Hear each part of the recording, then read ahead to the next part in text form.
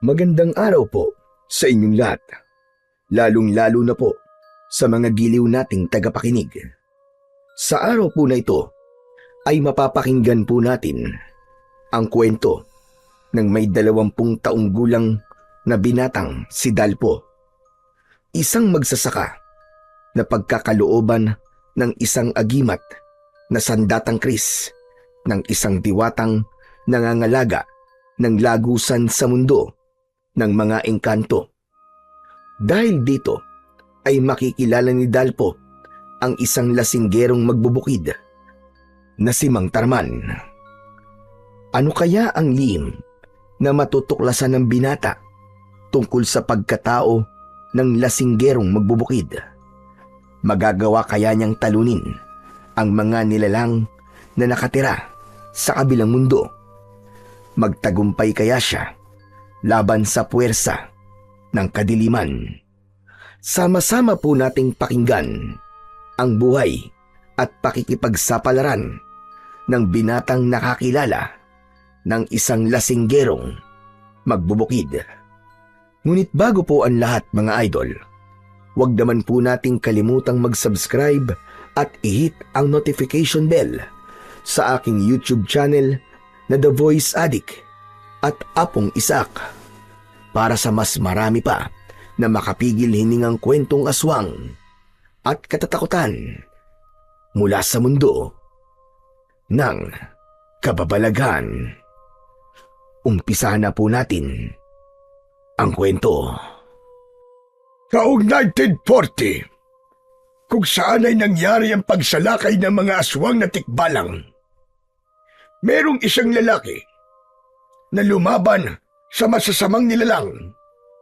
Mahusay ang mandirigmang yun na pumatay sa pinuno ng mga aswang. Basta lahat ng masasamang elemento, pinapatay niya nang walang kahirap-hirap gamit ang kanyang kris. Lolo, ano po ba ang kris? Ang kris ay isang uri ng tradisyonal na sandatang may talim na kilala sa Pilipinas, lalong-lalo na sa Mindanao. Isang mahabang espada o patalim na kilala sa kanyang alon-alon na talim. May matibay na bakal na minsan inukita ng mga simbolo o disenyo. Ang hawakan noon ay kadalasang yari sa kahoy o sungay ng hayop, at minsan ay may palamuti na pilak o ginto. Ginamit ito ng mga mandirigman lalaki nung panahon na sinalakay ang baryo natin ng masasamang nilalang na hindi nanggaling sa mundo natin. Itinuturing na sagradong sandata ang kris, hindi lang basta gamit sa digmaan, kundi tanda ng tapang, dangal at pananampalataya. May paniniwala rin na ang ilang kris ay may espiritual na kapangyarihan, lalo na kung isinagawa ang paggawa nito kasabay ng ritual at orasyon. Nasa na po ang sandatang kris, Lolo Seryo? Ayon sa mga nakakakilala sa kris, nadala ng mandirigman lalaki, inihagis daw yun sa ilog na malapit sa bukid natin. Hala, bakit po itinapon ng mandirigman lalaki ang sandatang kris? Sayang naman po yun. Ay, naku apo. Masaklap ang nangyari sa buhay niya. Nailigtas niya ang ibang tao, ngunit wala na siyang pamilyang nadatnan noon. Namatay ang kanyang pamilya. Kaya naman ang balita namin, nagpakamatay rin siya pagkatapos niyang maitapon ng kris sa ilog. Paano pong namatay ang kanyang pamilya, Lolo Seryo, na humantong po sa pagpapakamatay rin niya? Sa kabila ng kabutihang ginawa niya sa mga tao, pinagbintangan ng mandirigman lalaki na isa siyang aswang. Kaya naman, sinunog ng taong bayan ang bahay niya habang nakikipaglaban siya sa mga aswang para iligtas ang buong baryo. Kapag naaalala ko ang mga nangyari sa mandirigmang yon, hindi ko maiwasan ang hindi malungkot. Dahil siya ang dahilan kung bakit buhay pa kami hanggang ngayon. Grabe naman po pala ang nangyari sa kanya, Lolo Seryo. Parang bumigat po ang dibdib ko sa mga kwento nyo ah. Hindi na siya madalas pag-usapan ng mga tao, Apo. Dahil aminado silang kasalanan nila kung bakit nagpakamatay ang mandirigmang yon. Kahit naman po sa akin mangyari yun, Lolo Sergio eh. Sasama rin po ang loob ko. Biruin nyo, iniaalay ko na po ang buhay ko para sa iba. Pagkatapos, papatayin lang ng mga tao ang kanyang pamilya. Aba, parang ang hirap po isipin nun. Kaya nga, nakakaawa talaga ang nangyari sa kanya. Ay, nako. O siya, sige na. Tama na kwentuhan natin. Mag-araro ka na ng bukid. At baka mamaya niyan matuyo ang lupa. Mataas pa naman ang sikat ng araw. Baka mahirapan ka pa. Teka. Aba, parang nakainom ka na naman yata ng alak ah. Hindi ka ba talaga titigil sa kakainom mo ng alak, Apo? Lolo naman, hindi naman po ako nagpapakalasing eh. Nagtitira naman po ako ng pang-uwi. Ginagawa ko lang po to para may lakas po ako sa pag-aararo ng lupa. Ay sos! Palagi ka naman may dahilan. Ang kalusugan mo lamang ang iniisip ko. Napapansin ko na napapadalas ng pag-inom mo ng alak. May problema ka ba? Wala naman po. Ito po kasi ang panlaban ko sa pagod eh. Ay nako, bahala ka na nga. O siya, sige na. Simulan mo na ang pag-aararo nang matapos ka kagad. Teka, nabisita mo na ba mga tanim nating sitaw sa kabilang ilog? Ah, hindi pa po, Lolo Sergio. Baka po mamaya na po. Mamaya ako nalang pupuntahan. Maaga pa naman po eh. Nako, wag na. Ako na lang ang pupunta sa kabilang ilog. Bilisan mo na lang dyan. At marami pa tayong gagawin mamaya. Sige o, mag-iingat po kayo sa pagtawid sa tulay na kawayan. Baka mahulog na naman po kayo sa ilog. Hindi pa naman kayo marunong lumangoy. Sos, kunwari ka pa nag-aalala sa akin. Ang totoo, ay gusto mo na kagad akong mawala. Nang sa ganon, ay walang pumigil na sa'yo sa pag-inom-inom mo ng alak. Lolo naman, madalas ko naman po itong ginagawa eh. Sige na po, umalis na po kayo. Hindi naman po ako nagpapakalasing kaya huwag po kayo mag-alala sa akin. O siya, sige na. Kailangan ko nang umalis. Basta palagi mong tatandaan na po. Masama ang lahat ng sobra. Kaya hinay-hinay lang sa pag-iinom ng alak. Kung bakit naman kasi, nauso pa ang alak sa baryong ito. Natanaw na lamang nang may 20 taong gulang na binatang si Dalpo ang papalayong si Lolo Sergio. Mula sa kanyang kinaroroonan ay hindi niya maiwasan ang hindi mag-alala sa matanda. Napapansin niya na parang humihina na ang katawan nito. Si Lolo Sergio pa naman ang nakakatanggal ng pagod niya dahil madalas itong nagkikwento ng magagandang bagay na nangyari sa panahon ng kabataan nito. Pinakamalungkot na narinig niyang kwento ng matanda ay ang tungkol sa mandirigmang nawalan ng pamilya dahil sa pagliligtas ng buhay ng ibang tao at kung paanong naging masaklap ang kamatayan ng lalaki. Nang wakasan ito ang sariling buhay sa harap ng ilog. Napatunayan na ang maling paratang ay maaaring mag-ugat sa kamatayan ng ibang taong may mabuting hangarin sa kapwa. Dahil sa maling panghusga, nakasira sila ng pamilya. Tila bumigat ang pakiramdam ni Dalpo. Nahihirapan siyang huminga at may luha na sumilip sa kanyang mga mata. Para bang masyado siyang apektado sa mga nangyari sa buhay ng lalaking manunugis ng mga aswang. Sa liblib na baryo ng Temen ay sagana ang mga tao sa tuba na alak dahil sentro sila ng kalakalan sa paggawa ng mga dekalidad na produkto ng tuba. Bukod pa roon, sila rin ang pangunahing pinagkukunan ng mga pananim at gulayin na sitaw. Maging ang palay ay sentro rin sila ng pangkabuhayang may kinalaman sa pagkain at bigas. Ang masaganang pamumuhay ng mga tao ay merong madilim na nakaraan. Uso sa kanila ang pagpatay sa mga tao na napapatunayan na aswang. Sinusunog nila ang bahay at hindi binibigyan ng pagkakataon para magpaliwanag. Kagaya na lamang ng nangyari sa lalaking manunugis ng aswang. Namatay siyang nadala sa hukay, ang paratang na wala namang katotohanan. Kaya naman, marami ang mga dayuhan na natatakot na pumunta sa kanilang baryo. Nang mawala sa kanyang paningin si Lolo Sergio, isa munang lagok sa bote ng alak ang ginawa niya bago tuluyang isinuot ang sombrerong salakot na gawa sa abaka. Mabigat ang hakbang ng paa na nilapitan ni Dalpo ang kalabaw na may hila sa araro at nagsimulang hawakan ito. Kasunod ng banayad na pagpalo niya sa likod ng kalabaw. Ngunit ang kanyang isip ay abala pa rin sa ibang bagay. At dahil nasa ilalim siya ng impluwensya ng alak, pakiramdam niya, hindi siya napapagod. Maya-maya pa, napatigil siya sa pagakbang. Nakita niya ang isang lalaki na tumutulay sa pilapil ng kanyang palayan. Napakunot ang kanyang noo. Kilala niya ang lasinggerong magbubukid, ngunit hindi niya alam kung ano ang pangalan nito. Natatandaan niya na ito ang nagturo sa kanya noon kung paanong mag-araro ng lupa.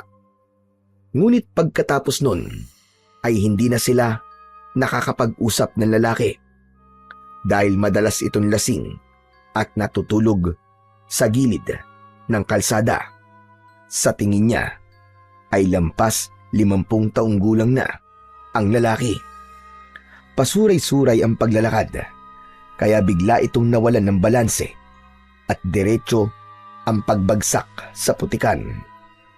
Hindi alam ni Dalpo kung matatawa ba siya o maaawa sa lalaki. Kaya naman, nagpasya na lamang siyang lapitan ito para tulungang makatayo. Pagkarating niya sa kinaroroonan ng lalaki, ay mas inuna pa nitong hanapin ang bote ng alak kesa ang tumayo. Agad niya itong hinawakan sa kamay. Tulungan ko na po kayo. Ano ba? Bitiwan mo nga ako. Kailangan mahanap ko ang bote ng alak. Tulungan mo kung mahanap ang alak ko. Walang salitang lumabas sa bibig ni Dalpo at sinunod niya ang utos ng lalaki. Hinanap niya sa putikan ang alak nito, ngunit hindi niya makita ang bote. Marahil, dala ng kalasingan nito. Ang buong akala siguro ng lalaki ay may hawak itong bote ng alak. Kaya naman, tumayo ng tuwid si Dalpo at kinausap ang lalaki. Wala naman po kayong dalang bote ng alak eh. Kasi kung may dala po kayong bote, sana nakita na po yun kanina pa. Tumigil ka! Alam ko may dala akong alak. Teka, amoy alak ka rin ah. Baka naman, kinuha mo at ininom ang alak ko. Siguro inumusan mo kung nakalak ano. Asa na? Ilabas mo ang alak ko! Hindi kagad nakapagsalita si Dalpo. Nagulat siya sa pagsisisigaw ng lalaki. Nanlalaki ang mga mata nito at bakas sa mga mapupulan nitong mata ang matinding galit para sa kanya. Ano? Nasa na ang alak ko? Ilabas mo sabi ang alak ko eh. Ilabas mo! Wala po talaga akong kinukuhang alak sa inyo. May sarili po akong alak at binili ko kanina. Kung gusto niyo po, sa inyo na lang ang alak ko eh. Ayoko nun. Ang gusto ko ibalik mo sa akin ang alak ko. Akin ang alak ko! Mas lalong lumakas ang boses ng lalaki sa paghahanap ng alak nito. Hindi pa ito nasiyahan at kinapkapan siya hanggang sa kanyang bulsa para na itong nakayakap sa kanya. Tila iba ang nararamdaman ni Dalpo. Parang gusto lamang siya nitong yakapin o maaari ay nagkamali siya ng hinala dahil patulak siya nitong inilayo sa katawan nito. At dahil sa kalasingan, nabuwal ang lalaki sa kinatatayuan nito at biglang nakatulog habang humihilik pa. Napapailing si Dalpo dahil natitiyak niyang siya ang maglilinis sa katawan ng lalaki. Saka lamang niya napagmasdan ang itsura ng lalaking lasinggero. Magulo ang buhok nito at sabog ang balbas. Parang hindi nakatikim ng suklay at hindi nakaranas na maligo. Talagang miserable ang buhay ng lalaki. Hahawakan niya sana ito para itayo nang bigla siyang natigilan. Nakilala niya ang lalaki nang mapagmasdan niya sa malapitan ang mukha nito dahil naalala niya na minsan nakita niya rin ito sa gilid ng kalsada. Pinagtutulungan itong bugbugin ng mga tambay sa kanilang baryo at iniiwan lang sa kung saan. Nagtataka rin siya dahil madalas niya rin itong makita noon na nakatingin sa kanilang bahay ni Lolo Sergio. At kung minsan naman ay tumutulong sa mga magbubukid para magtrabaho kapalit ng alak na tuba. Tama, ikaw nga yun. Ano kayang gagawin ko sa'yo? Ay nako, pambihira naman oo. Kailangan ko pa naman magmadali sa pag-aararo. Malalagot na naman ako nito kay Lolo Sergio eh. Teka, ang mabuti pa kaya, dali na lang kita muna sa kubo. Wala nang nagawa si Dalpo, kundi buhatin ang lalaking mahimbing nang natutulog sa putikan. Sa una ay nahirapan siyang buhatin ito dahil may kabigatan ang lalaki. Pero dahil sanay siya sa pagbubuhat ng sako-sakong palay, nagawa niyang buhatin ang lasing na lalaki papunta sa kubo nila sa gitna ng palayan. Pagkalipas ng ilang sandali ay narating niya ang kubo. Habol ang kanyang hininga ay maayos niyang inilapit ito sa higaan. Dahan-dahan niyang ibinaba sa katre ang lalaki mula sa pagkakapasan. Puno ng putik ang katawan nito at amoy alak ang sumisingaw na hangin sa hininga nito. Pinahiga niya ito sa banig na gawa sa abaka. Saka agad na nagpunta sa ilog upang mag-igib ng malamig na tubig. Pagbalik niya, sinimulan niya ng linisin ang katawan ng lalaki. Pinunasan niya ang muka, braso at mga binti nito. Saka hinugasan ang mga bakas ng putik na kumapit sa katawan nito. Isa-isang nawala ang dumi at nanumbalik ang kulay ng balat nito.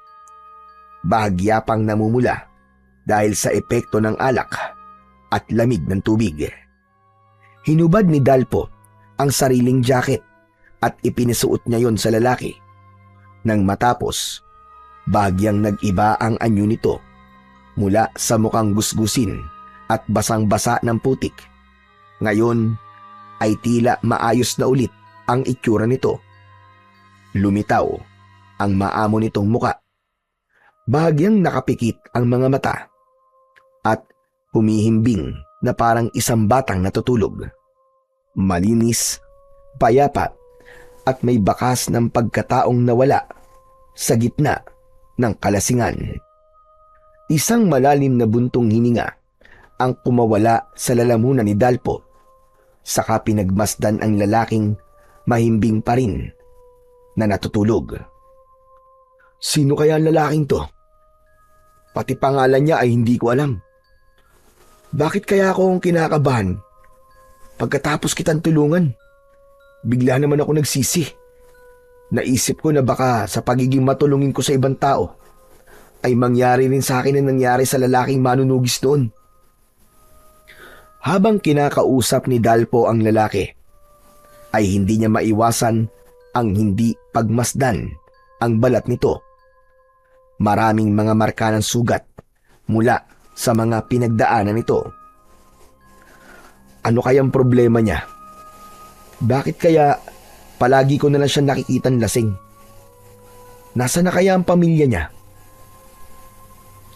Isang malalim na buntong hininga ang pinakawalan ni Dalpo. bago niya ipinagpatuloy ang pag-aararo sa bukid. Hinayaan niyang matulog ang lalaki, saka sinulya pa ng araro kung paano yun umabante sa tulong ng kanyang kalabaw.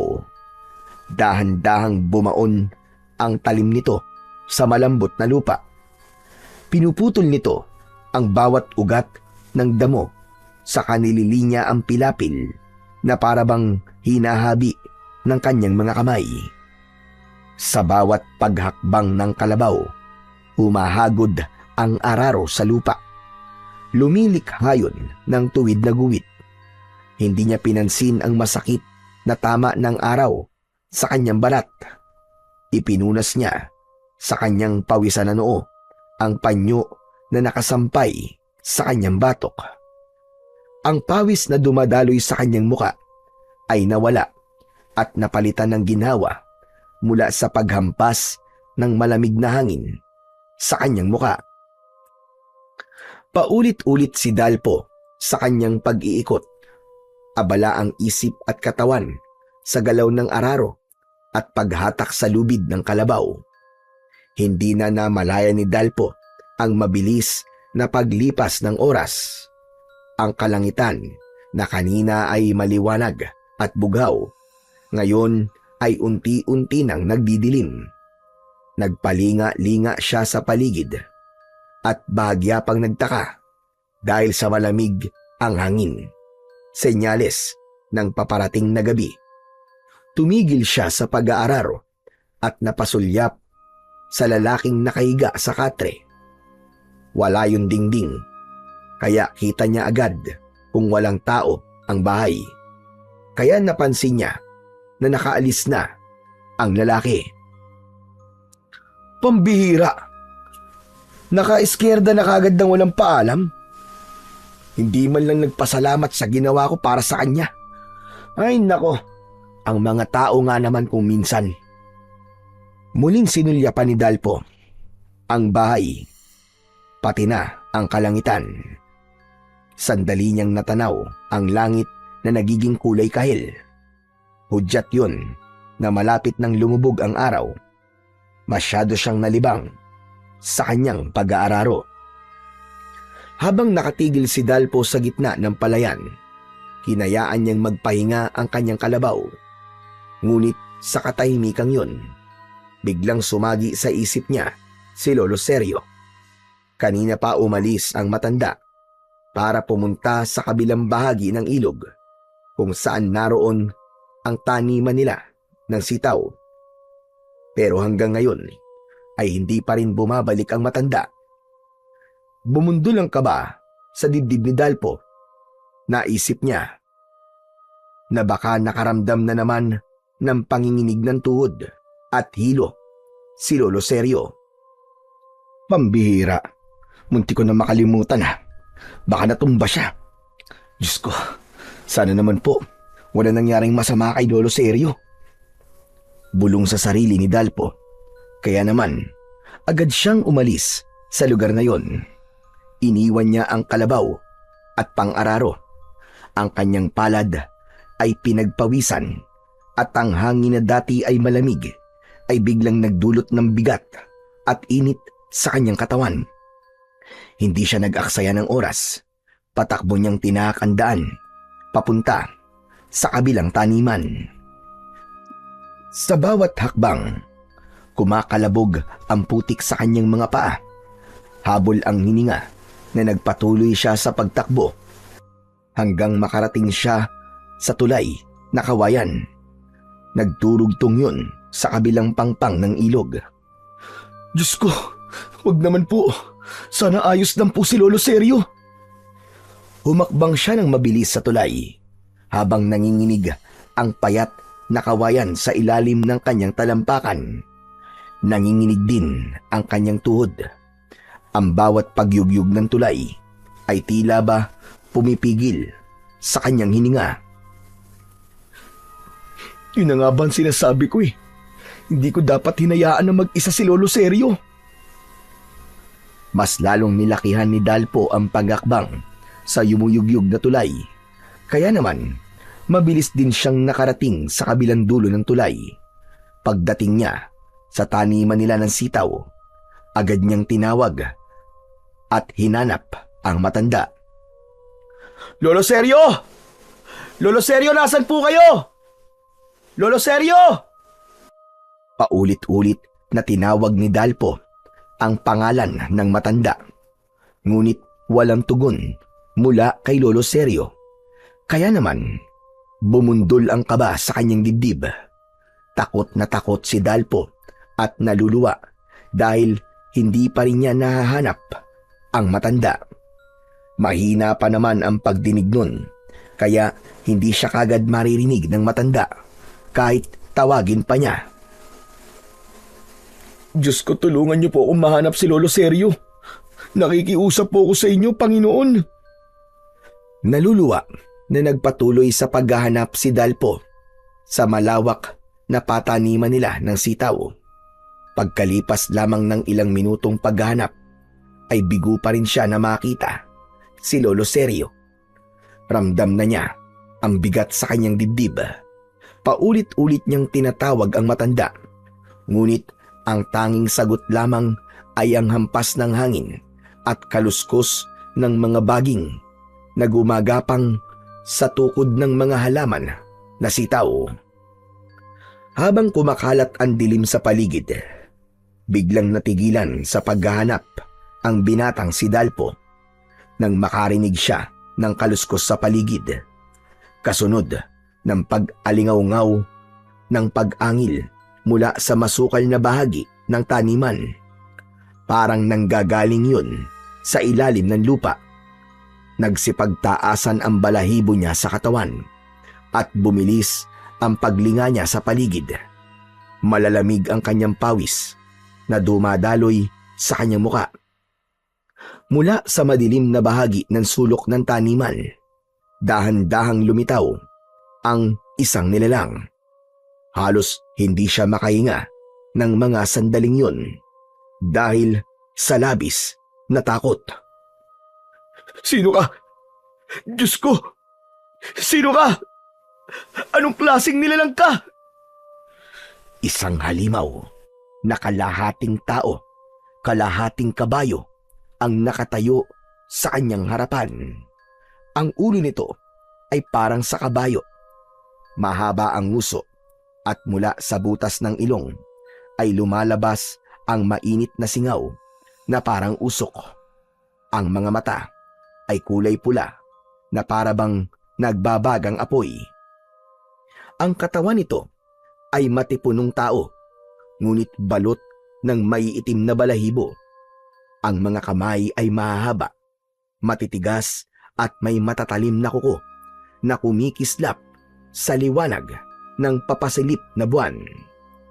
Sa bawat hakbang nito, yumayanig ang lupa at ang buntot na mahaba ay humahampas sa mga halaman na parang isang latigo. Nabalot ng matinding takot si Dalpo. Parang pinipiga ang kanyang dibdib. Halos hindi siya makagalaw at ang tanging naririnig niya ay ang ingay ng sariling tibok ng puso. Ang nilalang ay nakangisi pa na tumutulo ang malapot na laway. Saka lumitaw ang matutulis nitong mga pangil na tila ay isang punyal. "Wag! Wag ka lalapit! Wag ka lalapit! Nakikiusap ako! Wag mo akong sasaktan! Maawa ka sa akin!" Imbis na sumagot ang nilalang, tumugon ito sa pamamagitan ng malakas na pag-angil. Nakakakilabot ang huni na parabang kutsilyo na tumutusok sa kanyang pandinig. "Isa kang aswang na tikbalang na madalas na ikinikwento ni Lolo Seryo sa akin. Isa kang halimaw na alaga ng itim na diwata, tama ba? Diyos ko, lumayo ka! Umalis ka sa harapan ko! Umalis ka rito!"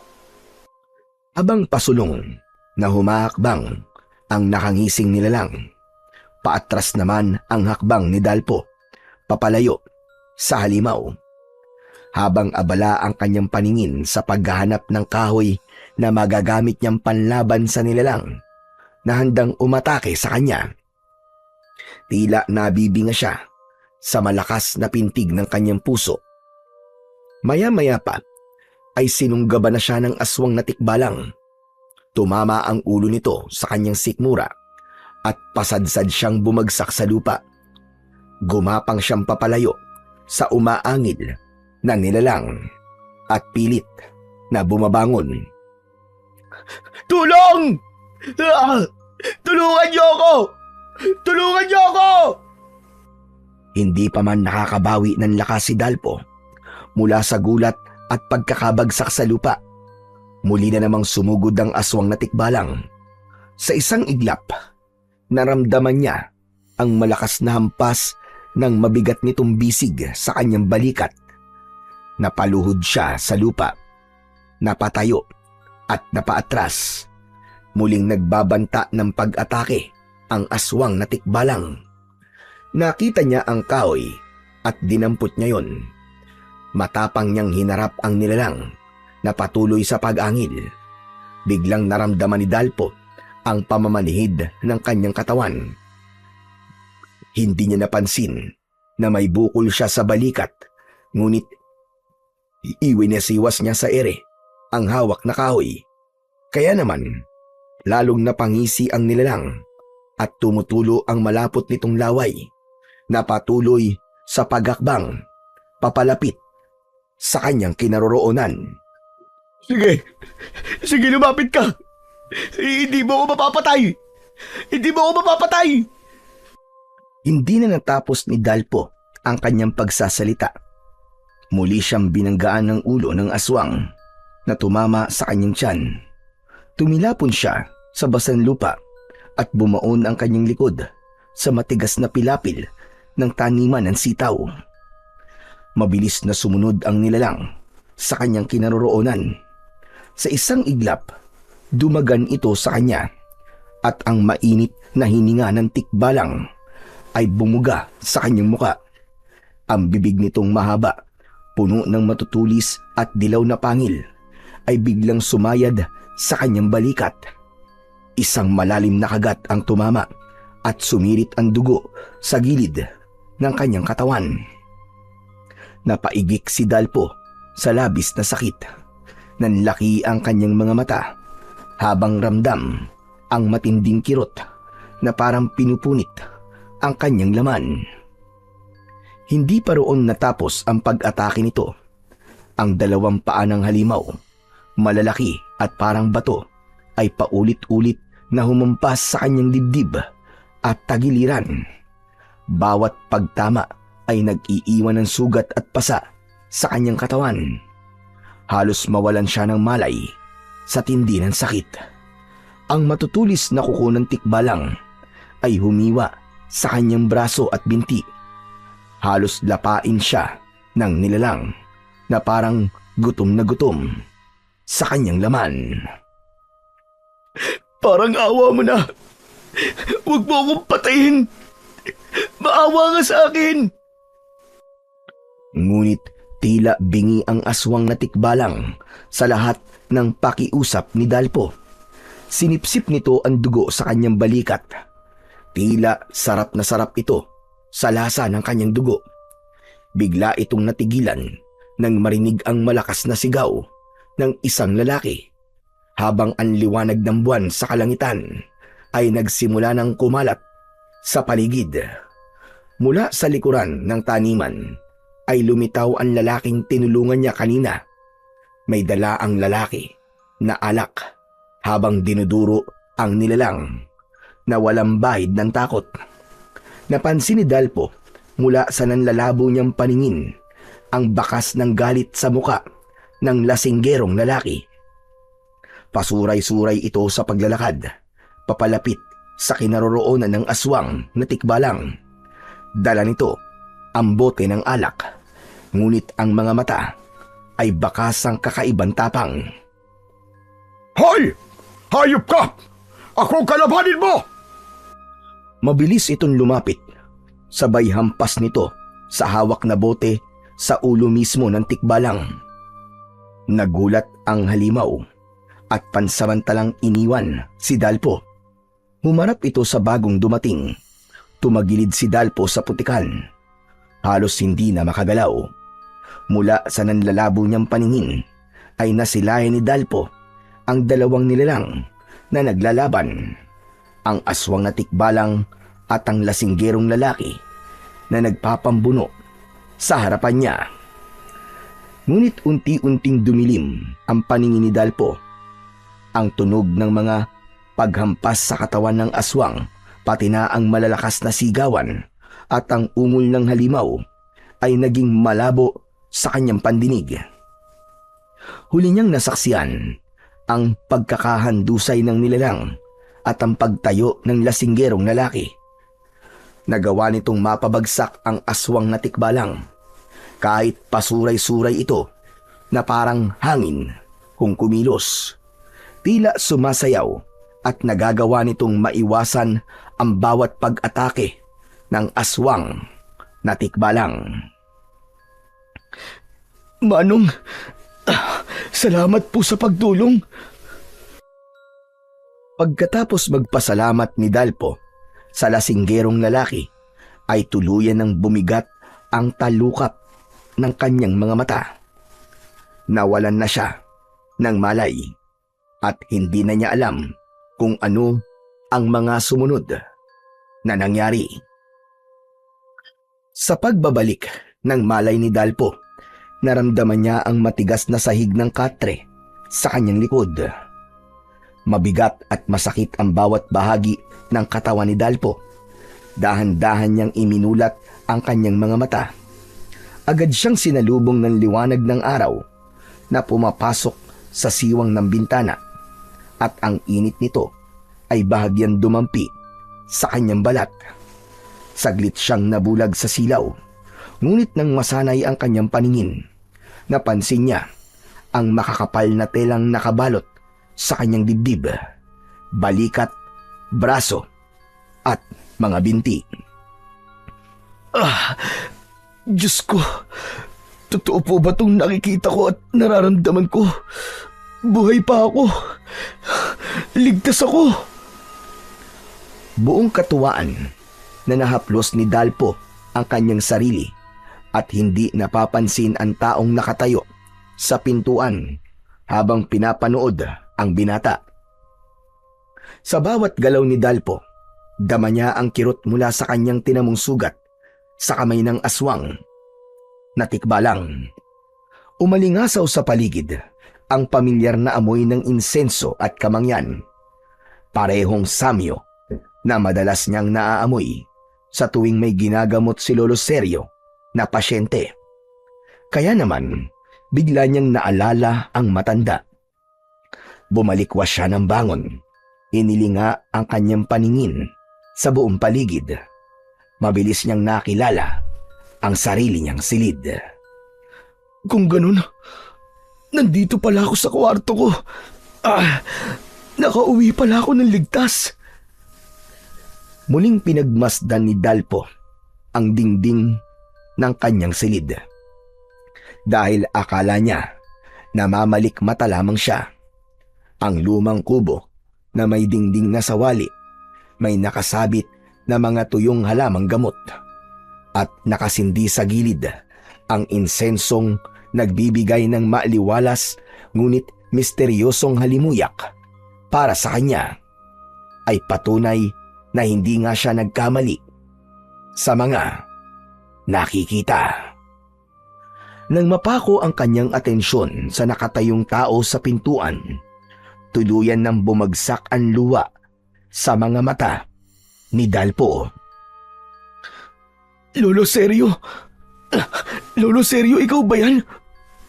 Diyos ko, ang akala ko po kung paano na kayo. Walang nangyaring masama sa akin na po.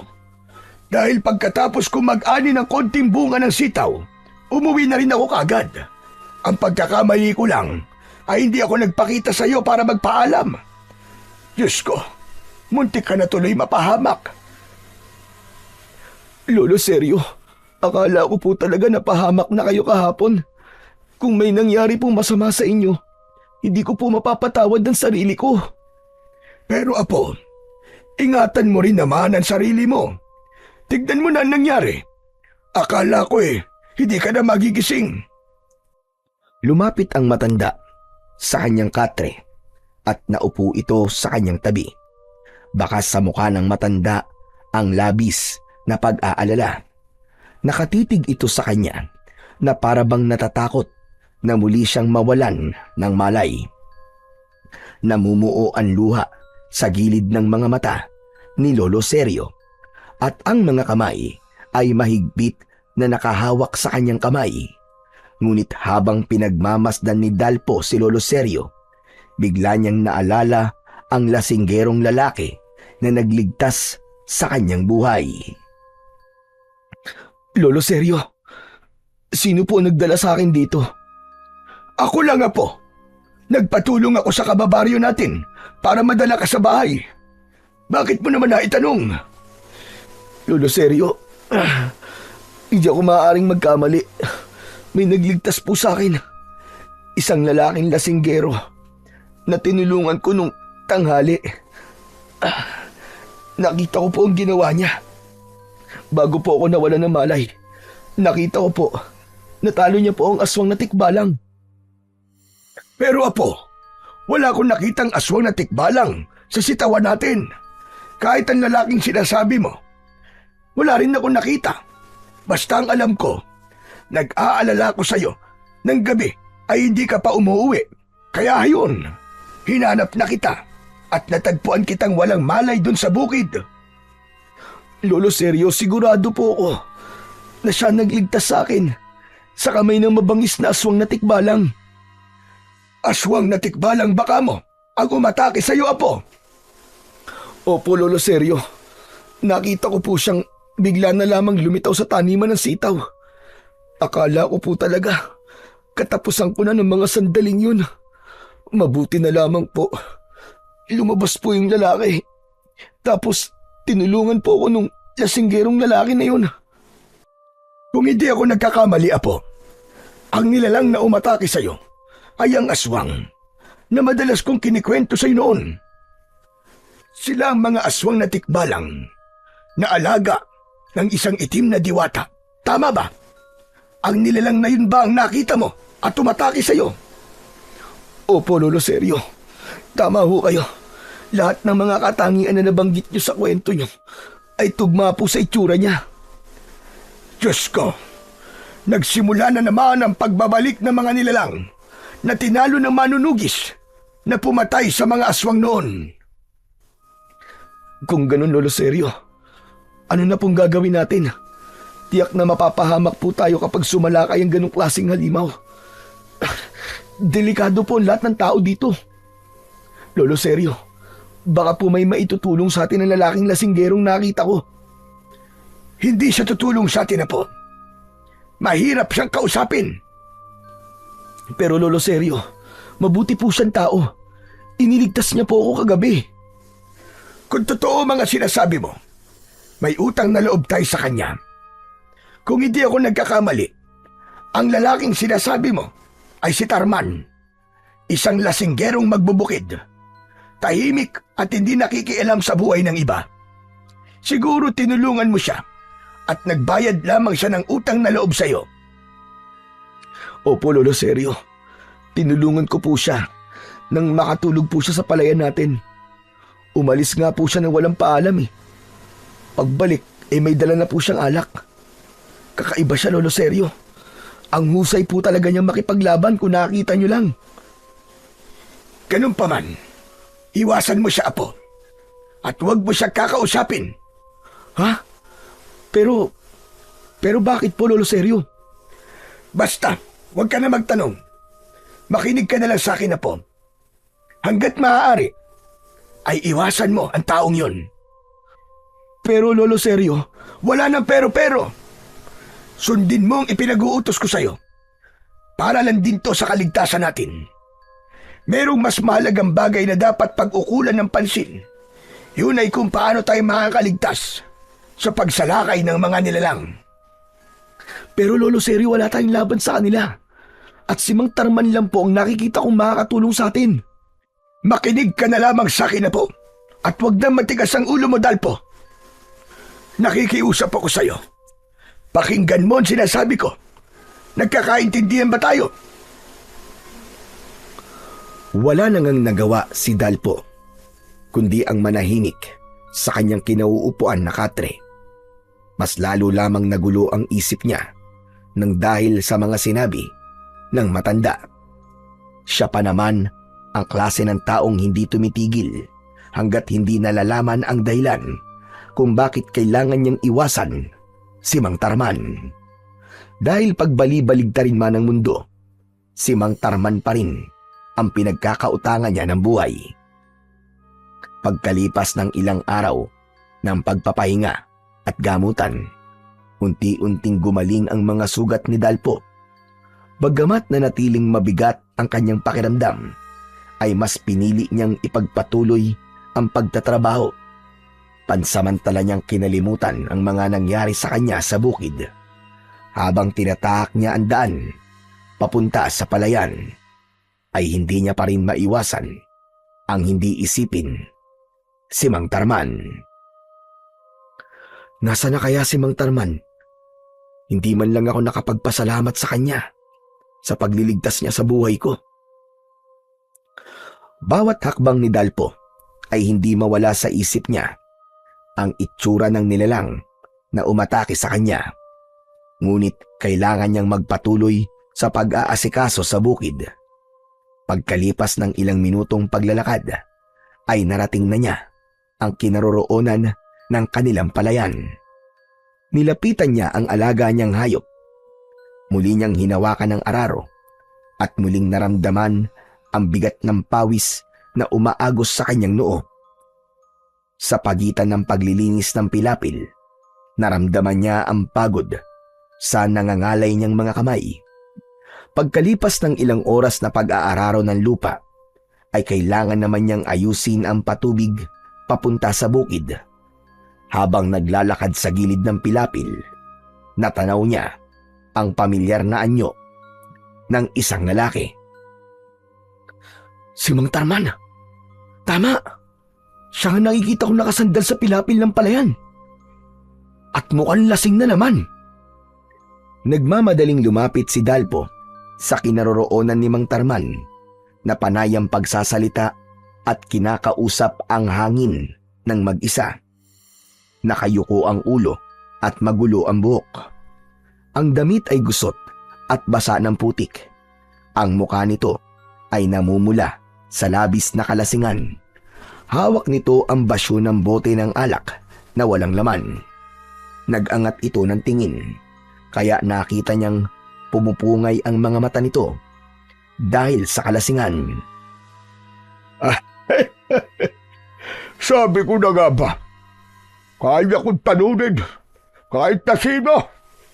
Kahit aswang pa yan, wala kayong binatbat sa akin.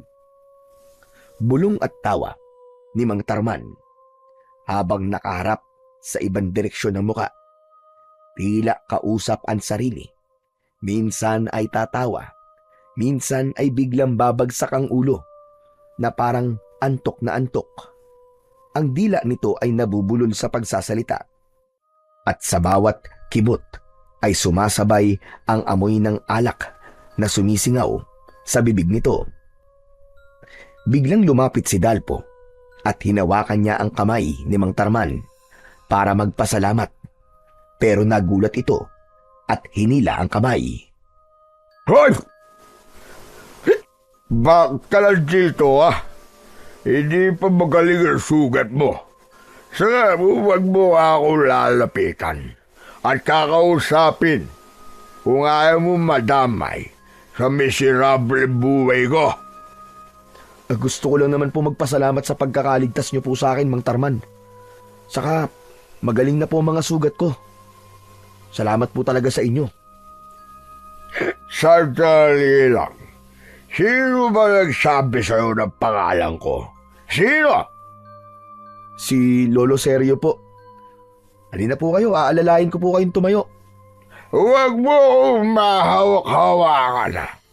Wala tayong pananagutan sa isa't isa. Sige, Umalis ka na. Tapos na ang utang na loob natin sa isa't isa. Binayaran mo ang utang na loob mo sa akin. Binayaran ko rin ang utang na loob ko sa'yo. Pero Mang Tarman, di naman po ako naghihintay ng kapalit sa tulong ko sa inyo eh. Buwisit na utang na loob yan. Tulog ba ka mo? Wala kang may tutulong. Pabigat ka lang. Multi ka kung mamatay sa pesting halimaw na yun. Kaya makakaalis ka na sa harapan ko. Hindi kita kailangan dito. At sa susunod, huwag mo kong lalapitan, ha? Nagpilit na tumayo si Mang Tarman, habang si Dalpo naman ay biglang natigilan sa pag-aasik ng boses ng lalaki. Tila may masakit na kutsilyong bumaon sa kanyang puso, parang tumagos hanggang sa kaibuturan ng kanyang pagkatao. Para siyang hindi makahinga sa pagtataboy na yun ni Mang Tarman. Hinayaan niyang tumayo ito sa pagkakalugmok sa putikan. Pinagmasdan niya ang pasuray-suray nitong pagakbang. Nararamdaman niya na may pinagdadaanan ang lalaki. Ngunit hindi nagtagal. May dumating ang 3 lalaking kababaryo niya. Maangas ang mga ito na may dala na 2x2 at nakatingin kay Mang Tarman. Kung hindi siya nagkakamali, ang mga ito ay ang madalas na mambugbog kay Mang Tarman. Nang makita ng mga ito si Mang Tarman, agad silang nagtawanan at nagsimula ng panlilibak sa lalaki. Ito na naman ang lasinggero. Walang silbi, kundi alak ang inaatupag. O ikaw, ibalik mo sa amin na kiluha mong alak. Wala nang libre sa panahon ngayon. Paano ba yan? Nasa tiyag ko na ang alak eh. Ba't? Talagang pinaglululoko mo kung baliw ka. Pero ang kailangan ko, bayaran mo ang alak na kinuha mo. Tanga ka ba? Kapag alak ang kinuha, kailangan alak din ang ibabalik. Saglit lang at kailangan ko munang umihi para isahod sa bote. Inumin mo ng mga kasama mo. Dala ng matinding galit ng lalaki, kinuwelyuhan ito sa damit si Mang Tarman. Kaya naman, hindi na nakatiis si Dalpo na hindi makialam sa mga to. Teka, sandali lang! Huwag niyo naman siya saktan! Ako na lang ang magbabayad sa alak na kinuha niya. Hinarap siya ng lalaking may tangan sa damit ni Mang Tarman, pero umalingaw-ngaw ang boses ni Mang Tarman. Ano nga ba? Sinasabi ko umuwi ka na. Huwag kang makialam sa problema ko. Umalis ka na. Pero sasaktan nila kayo, Mang Tarman. Hindi po ako aalis dito. Wala kang pakialam sa akin. Umalis ka na kung ayaw mong masaktan.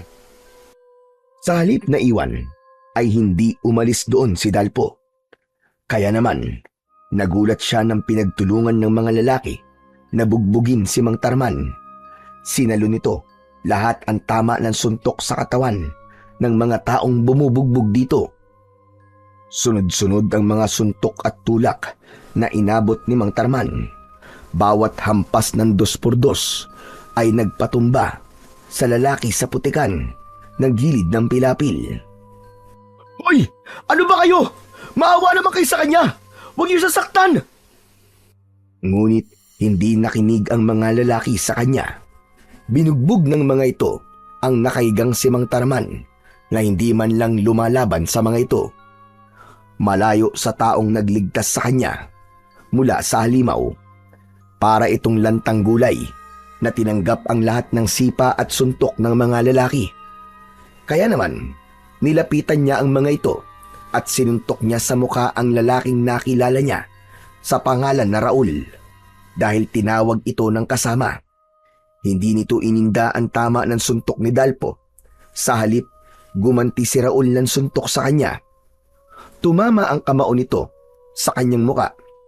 Bumagsak siya sa putikan at hindi agad nakabangon. Nang hahampasin na siya ng 2x2 sa katawan, ay mabilis na bumangon si Mang Tarman. Ang mga mata nito ay matalim, puno ng determinasyon.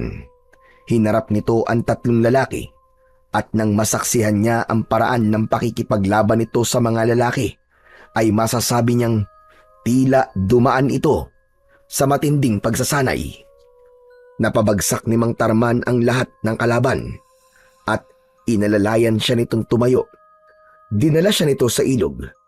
Hinugasan nito ang kanyang katawan habang hindi nagsasalita, ni hindi ito tumitingin sa kanyang muka. Mang Tarman, bakit hinahayaan niyo po na maging ganyan ang buhay niyo? Tumigil ka. Wala kang pakialam. Nagulat si Dalpo dahil para itong biglang nawala sa impluwensya ng alak. Tuwid ang salita na parang hindi nakainom ng alak. Napakunot ang noo ni Dalpo at nagtataka sa ikinikilos ng lalaking lasinggero.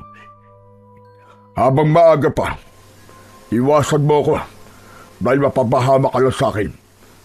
Habulin ako ng kamalasan at ayokong madamay ka. Mang Tarman, matanong lang po, nasan po ba ang pamilya niyo? Matalim na tumingin kay Dalpo si Mang Tarman. Gustong pagsisihan ng binata ang naging tanong niya sa lalaki dahil sa pagbabago ng ekspresyon ng mukha nito. Bumakas ang galit at ang namumula nitong mga mata ay tila salamin ng puot na nakatago sa pagkatao ni Mang Tarman. Ano karapatan mong tanungin ako? Kung nasaan ang pamilya ko? Wala nga po akong karapatang magtanong. Ngunit kung nasan man po ngayon ang pamilya niyo, sila po ang unang masasaktan kapag makita ka po nilang ganyan ang kalagayan. Huwag mo akong pinakikailaman. Wala kang alam sa buhay ko. Magmula ngayon, wala na tayong dahilan para magkita at mag-usap pa. Umayo ang lalaki na hindi tumitingin sa kanya. Umalis si Mang Tarman sa kanyang harapan. Bigla siyang naging interesado sa pagkatao nito. Hinabol niya ito ng tingin at sumagi sa kanyang isip ang mga balak niyang gagawin para mas makilala pa ang lalaking lasinggero. Makikilala rin kita, Mang Tarman. Gagawin ko ang lahat para matulungan ka.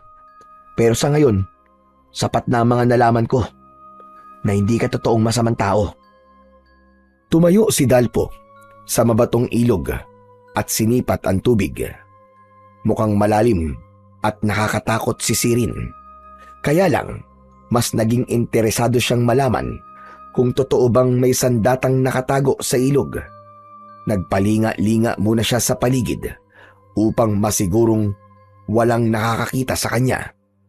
Nang matiyak na walang tao at nakaalis na si Mang Tarman, dahan-dahan siyang lumapit sa malalim na tubig habang nakatitig si Dalpo sa tila mahiwagang katahimikan ng tubig.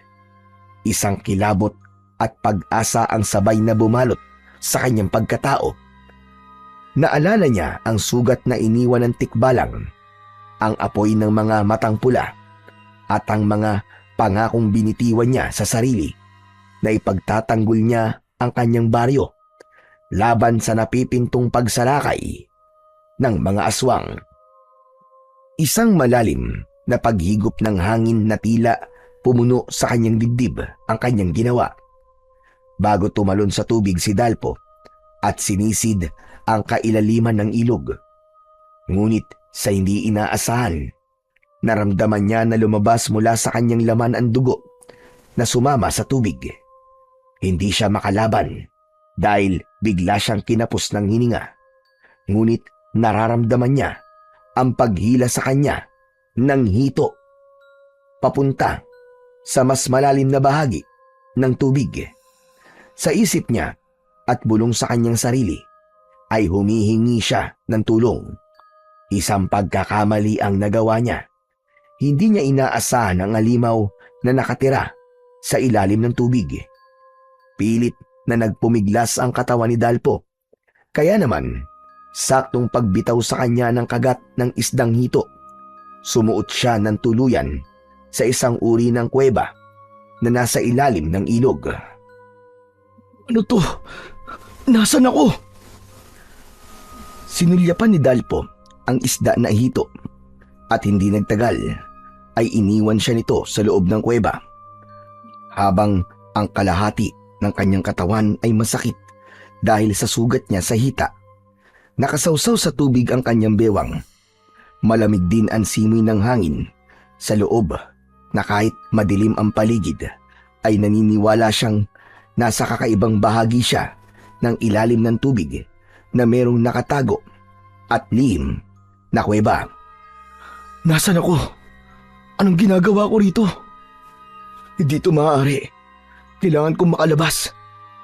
Teka, baka sa dulong yun, may lagusan. Dahan-dahang gumapang si Dalpo papasok sa loob ng kuweba. Umaasa siyang may lagusan sa dulo nun.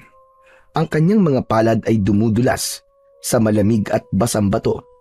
Sa bawat hakbang ng kanyang tuhod sa matubig na sahig, umuugong ang mahinang lagaslas ng tubig habang ang dugo ay sumasama sa basang bato. Sa loob ay naaamoy niya ang amoy ng lumot habang sa kisame ay nakasabit ang mahahabang baging mula sa ugat ng puno. Ang tubig sa loob ng kuweba ay umaabot hanggang tuhod. Malamig na malamig at tila dumadaloy mula sa kailaliman. Ang bawat gapang niya ay nagdadala ng takot sa kanyang dibdib. Tila nabibingi si Dalpo sa katahimikan ng lugar. Habang siya ay palalim ng palalim, naramdaman niya ang bigat ng kapaligiran. Parang may mga matang nakamasid sa kanyang ginagawa. Tulong! Nakikiusap ako! Kung sino ka man na nagtatago sa likod ng pader ng kuweba, patawarin mo na ako! Kung nangasa kong pumasok sa loob ng kuweba, nakikiusap ako! Tulungan niyo ako! Maya-maya pa, isang mahinang tinig ang umalingaw-ngaw mula sa loob ng kuweba. Malamig na boses ng isang matanda. Kasabay ng pagkalat ng liwanag sa paligid na tila isang kislap ng kidlat. Dalpo, lumapit ka. Sa wakas, natuntun mo na rin ako. Halika, mas lumapit ka pa. Teka, sino ka? Bakit mo ko kilala? Anong kailangan mo sa akin? Halika, lumapit ka. Tinatawag kita. Malapit mo na akong makita. Huminto sa paggapang si Dalpo at pinakinggan niya ang boses na naririnig. Nanlaki ang mga mata ng binata at pilit na hinanap ang pinagmumula ng tinig. Ngunit ang paligid ay nananatiling maliwanag. Halika, lumapit ka pa, Dalpo. Muling bulong ng tinig, sabay ang biglang pagkislap sa di kalayuan. Mula sa gitna ng tubig, unti-unting lumitaw ang isang malakuryenteng liwanag na nagliliyab at naglalagablab ng bughaw at puting enerhiya. Nakalutang yun sa gitna. Nakita niya ang isang uri ng sandata, isang kris. Mahaba, alon-alon ang talim, na tila gumagalaw na parang buhay. Ang bawat kurba ng bakal nito ay kumikislap at mula sa mismong katawan ng kris ay lumalabas ang mga kidlat na umaalon sa hangin. Lumilikha ng mga ugong at alingaw-ngaw na parang kulog. Hindi ako maaaring magkamali. Isang kris ang nakikita ko. Ang sandata na laman ng kwento ni Lolo Sergio. Ikaw nga. Ikaw nga nagsasalita, tama ba? Oo, tama ka. Ako nga, Dalpo. Kusa kitang tinawag upang muling gamitin ang sandatang ito. Nakasalalay sa mga kamay mo ang kaligtasan ng bari. Nasira na ang lagusan ng masasamang nilalang. Lahat sila ay nakalabas na at handang sumalakay sa mundo nyo. para tuluyan kayong sakupin. Teka, magpakita ka sa akin! Ako ang liwanag na bumabalot sa sandata. Ikaw ang hinirang na bagong tagapangalaga sa Kris at bagong tagapagligtas ng baryo.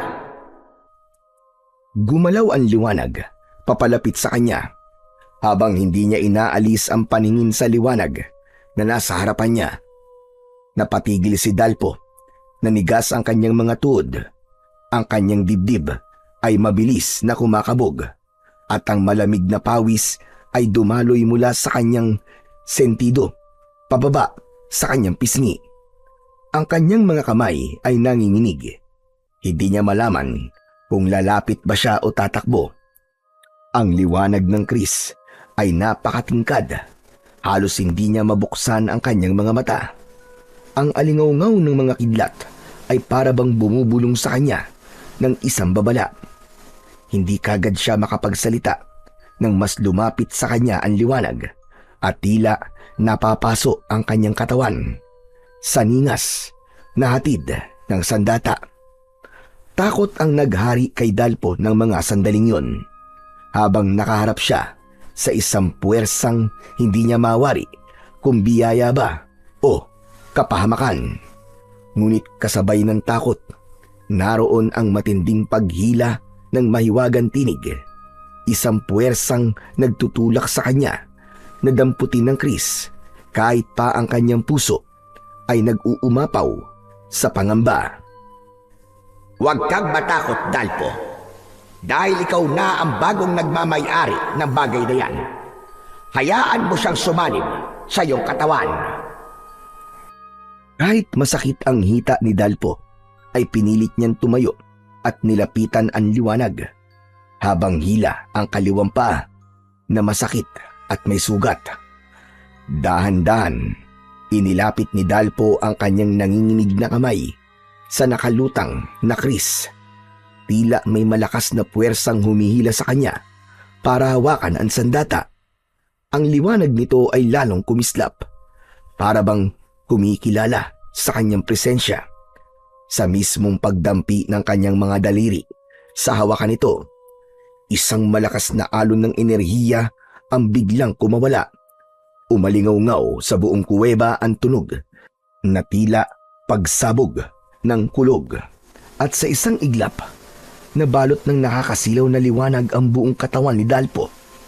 Habang nangyayari yun sa kanya, narinig niya ang boses ng nilalang na nagtatago sa liwanag.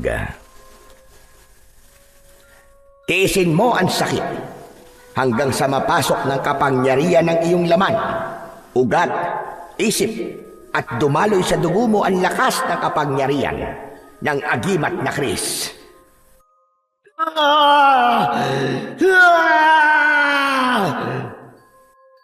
Ngayon, nasa mga kamay mo na ang kaligtasan ng lahat ng mga taong nakatira sa baryo. Huwag mo kong bibiguin, Dalpo. Naramdaman ni Dalpo ang apoy ng kuryente na dumaloy mula sa kanyang palad, umakyat sa kanyang mga braso at kumalat sa bawat himaymay ng kanyang katawan. Ang mga sugat na dati ay masakit at mahapdi ay biglang nagsara, para bang hindi kailanman nagkaroon ng sugat o hiwa. Ang bigat ng kanyang katawan ay nawala, at sa halip ay naramdaman niya ang kakaibang gaan, hanggang sa hindi niya na namalayan na siya ay nakalutang sa ibabaw ng tubig. Itinataas ng enerhiyang dumadaloy mula sa Kris. Ang kanyang buong katawan ay binalot ng naglalagablab na malakuryenteng liwanag. Ang bughaw at puting sinag ay nagmistulang baluti na nakapulupot sa kanyang katawan, habang ang mga alon ng enerhiya ay naglalabas ng tunog na tulad ng humahampas na bagyo. Ang kanyang buhok ay umangat, at ang hangin sa paligid ay umikot na parabang umiindayog sa lakas ng kanyang kapangyarihan. Habang mahigpit niyang hinahawakan ang Kris, ramdam ni Dalpo ang kakaibang lakas na pumupuno sa kanyang kalamnan. Ang dating nangihinang mga kamay, ngayon ay tila bakal na walang makakabali. Ang kanyang mga mata ay kumikislap na parang dalawang kidlat, at sa bawat buntong hininga ay tila may dumadaloy na alon ng kapangyarihan na nagmumula sa loob ng kanyang katawan. Sa unang pagkakataon, dama ang tibok ng isang mandirigmang muling nabuhay sa pagkatao ni Dalpo. Ang Chris ay hindi na lamang isang sandata, kundi isang sandigan laban sa kasamaan. Sa bawat pagkislap ng talim nito, nagbabanta ang liwanag at bagyong handang pumatay ng anumang halimaw na hahadlang sa kanya.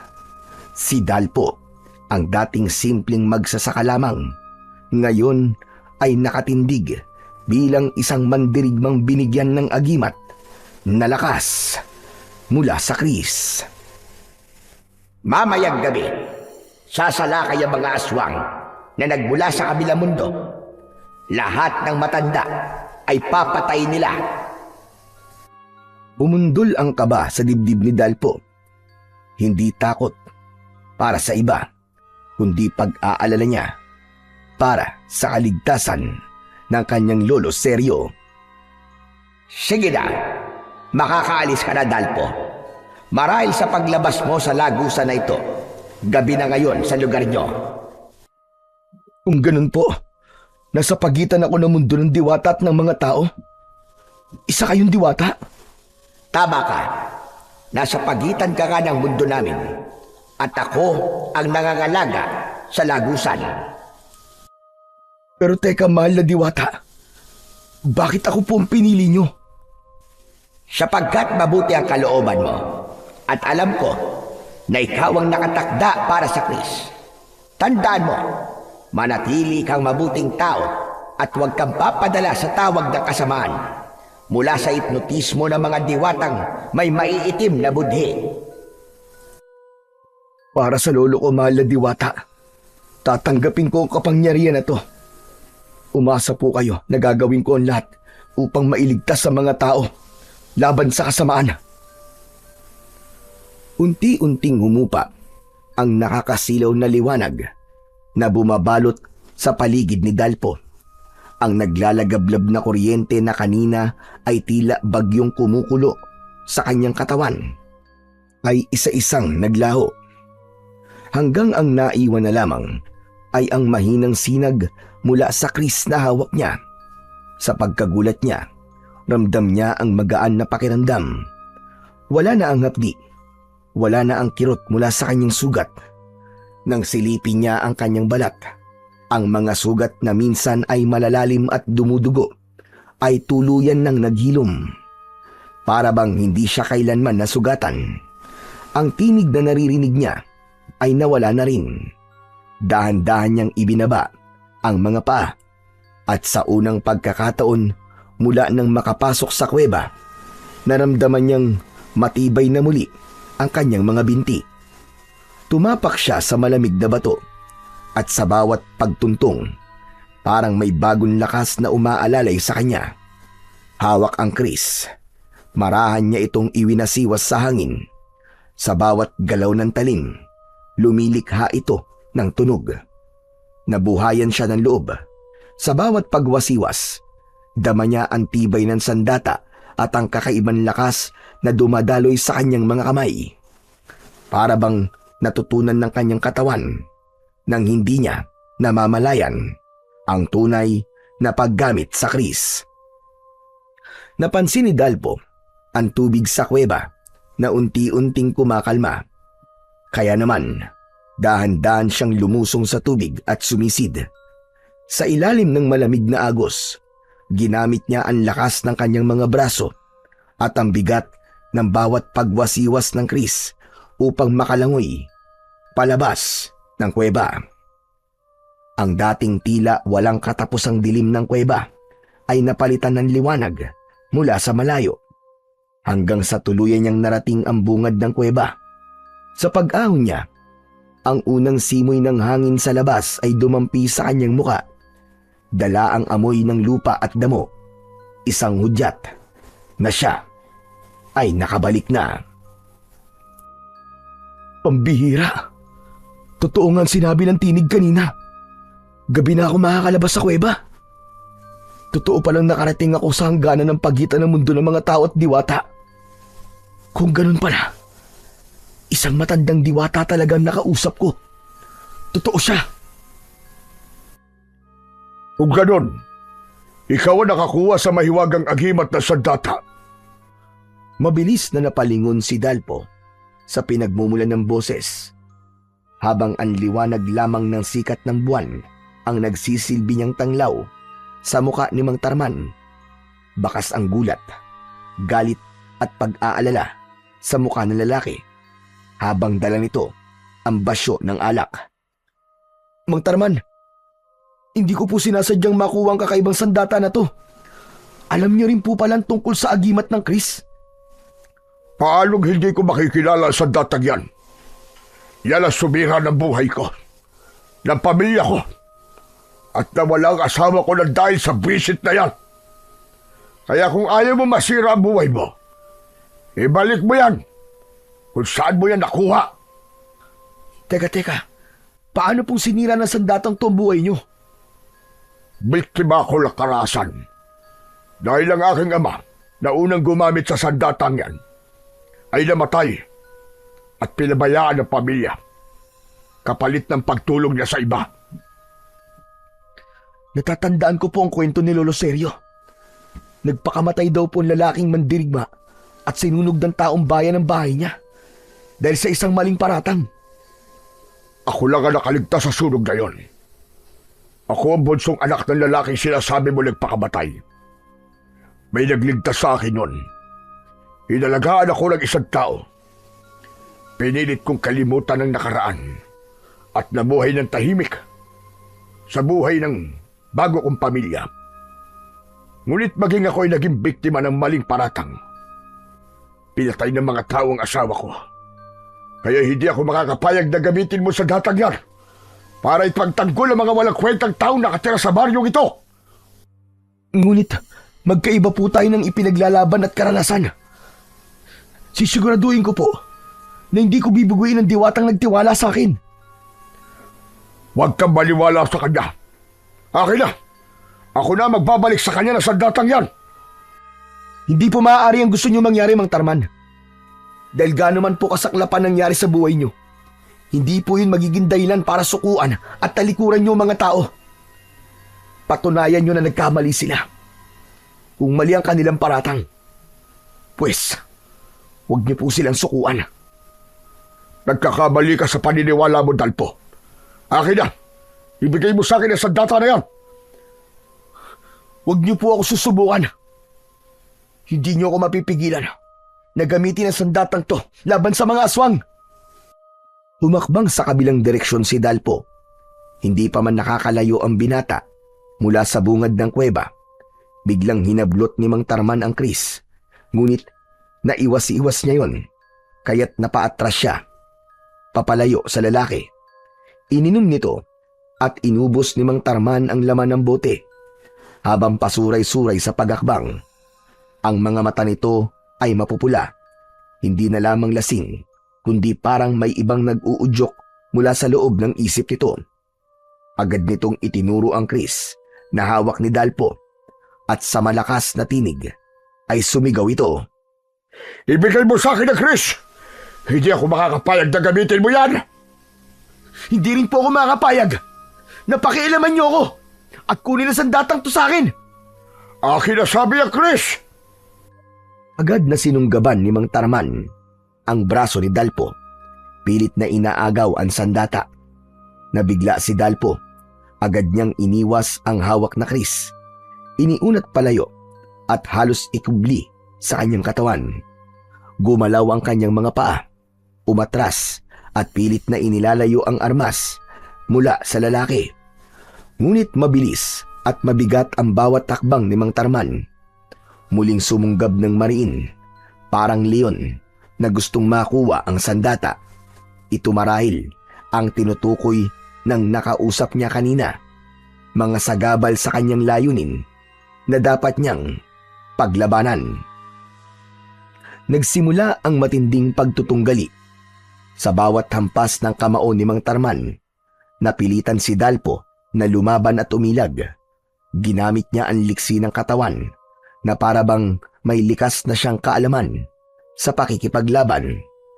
Isang malakas na sipa ang pinakawalan ni Mang Tarman. Halos mahulog pabalik sa ilog si Dalpo. Kung hindi niya nasangga gamit ang talim ng kris ang sipa nito, ang tunog ng bakal na humati sa hampas ng paa ay umalingaw-ngaw, ngunit ang lakas ng kalaban ay hindi nawala. Nagulat si Dalpo sa sarili. Sa bawat iwas, bawat salag, dama niya ang kakaibang bilis at lakas na hindi pa niya nararanasan sa buong buhay niya. Ang kris ay tila gumagabay, nagdidikta ng tamang paggalaw niya at tinutulungan siyang makipagsabayan sa husay ni Mang Tarman. Ngayon ay alam na niya ang pinaguhugutan ng galit nito ay hindi niya magawang magalit sa lalaki. Sa pagsirko sa ere ni Mang Tarman, kumuntikan siyang tamaan ng sipa nito sa muka. Gumanti siya ng pabalagbag na pag-atake niya rito. Sinadya niyang huwag itong saktan ng kanyang talim. Tumigil na kayo, Mang Tarman! Papalapit ng pagsalakay ng mga kalaban. Sa kanila niyo gamitin ang lakas niyo! Tumigil ka! Kailangan ko, Kris, na hawak mo para ibalik sa diwatang nagbigay sa inyan. Masisira ang buhay mo, kagaya na nangyari sa ama ko. Kung ganun, kayo pala talaga ang anak na matandang nagpakamatay dahil hindi niya kinayang sakit ng pagkawala niyo. Anong dahilan ng galit niyo, Mang Tarman? Hindi po ba't mas kailangan niyo lumaban sa mga halimaw na pumatay sa pamilya niyo? Huwag niyong ibintang ang sisi sa isang bagay na wala namang pakiramdam. Walang kasalanan ng sandatang to. Ang may kasalanan ay kayo dahil hindi niyo ipinaglaban kung anong tama. Hindi kayo gumawa ng paraan para malinis ang pangalan niyo. Para saan pa? Para muling may masaktan? Ganun ba? Pasensya na po. Pero ipaglalaban ko po ang sandatang to. Dahil ito ang tatalo sa mga nilalang na nakatakas mula sa mundo ng mga diwata. Nakipaglaban si Dalpo kay Mang Tarman. Nagulat siya sa galing ni Mang Tarman. Kahit lasing ang anyo nito, ang bawat galaw ay mabilis, matalim at puno ng bagsik. Ang kamao ay parang bato at ang mga paa ay lumilipad sa ere na parang sanay na sanay sa pakikipaglaban. Sa bawat salpukan nila, kumikislap ang kris sa madilim na kagubatan, habang ang mga sigaw at dagundong ng kanilang laban ay umaalingaw-ngaw na parang kulog. Doon lamang napagtanto ni Dalpo, hindi ordinaryong lasinggero si Mang Tarman. Sa likod ng kalasingan at pagiging magbubukid nito, may tinatagong husay at lakas na mas lalo niyang kinatatakutan at pinagtatakhan. Pareho silang hingal na nagpahinga, ngunit biglang umalingasaw ang mabahong singaw sa paligid. Nandito na sila, Mang Tarman. Kailangan ko ng kumilos para sa kaligtasan ng lolo seryo ko. Anong ibig mo sabihin? Sinabi sa akin ng diwata na nagbigay sa akin ng agimat na kris. Ngayon sasalakay ang mga kampo ng kadiliman na aagaw sa baryo natin. Kailangan ko nang umalis, Mang Tarman. May iwan ko na kayo rito. Imbis sumagot, ay dumukot ito ng isa pang bote ng alak sa bulsa at inubos nito ang laman ng bote. Kaya naman, dismayadong napuna ni Dalpo ang ginawa na yon ni Mang Tarman. Bakit kayo nagpapakalasing? Matapang na alak ang tuba na iniinom nyo. Wala po ba kayong pakialam sa buhay nyo? Nagkakamali ka. Dito ako kumukuha ng lakas, bilis, at husay sa pakikipaglaban. Kasabay ng pagsasabi nito sa sikreto tungkol sa alak, ay umalis na ito sa kanyang harapan at mabilis na naglaho sa dilim. Si Dalpo naman ay mabilis nang tumakbo papalayo sa ilog. Nawala ang nararamdaman niyang presensya ng aswang sa paligid at mabilis na tinahak ang daan pauwi sa kanilang bahay. Pagkalipas ng ilang minutong pagtakbo, ay narating naman niya ang kinaroroonan ng kanilang bakuran. Subalit nagulat siya sa kanyang nadatnan. Paglabas ni Dalpo mula sa masukal na daan, tumigil ang kanyang mga paa at napako ang paningin sa tanawin sa tapat ng kanilang bahay. Maraming lalaki ang nakatayo roon. Mga braso ay nakatiklop. Ang mga kamay ay may hawak na bolo at sibat. Bakas sa anyo ng mga ito ang galit. Teka, anong ginagawa nila kay Lolo Seryo? Agad niyang nakilala si Raul, ang pinakamatapang at pinakamabangis sa grupo. Napako ang paningin nito sa nakatayong si Dalpo. Humakbang si Raul sa unahan, nakakunot ang noo at naglalagablab ang tingin. Para bang nais siyang lapain at sobrang galit. Ang bawat salita na lumalabas sa bibig nito ay parang apoy, mainit at puno ng paghiganti. Sa gitna ng mga lalaki, nakita ni Dalpo ang nakagapos na si Lolo Seryo. Parang pinupukpok ng maso ang kanyang dibdib dahil sa labis na pag-aalala, habang ang kanyang agimat na kris ay kanina pang walang tigil sa pag-iinit. Indikasyon na may banta ng panganib sa paligid. Mabuti naman at dumating ka ng pakailamero ka. Nasaan ang hayop mong kasama? Pakawalan mo si Lolo Seryo. Wala siyang kasalanan. Ako ang kailangan niyo at hindi siya. Ang tanong ko, sagutin mo. Nasaan ang hayop mong kasama? Wala akong alam sa mga sinasabi mo. Dala ng galit ay iniumang ni Raul ang talim sa leeg ni Lolo Seryo. Hindi makasigaw ang matanda dahil sa busal sa bibig nito at nakagapos ang kamay sa likod. Nakaluhod sa lupa ang matanda. Para siyang mababaliw sa takot ng mga sandaling yun. Lalo na nang matitigan ni Dalpo ang paghihirap ng kanyang Lolo Seryo. Ang mga kamay nito ay mahigpit na tinalian ng lubid. Halos bumaon na sa balat nito sa pagkakahigpit.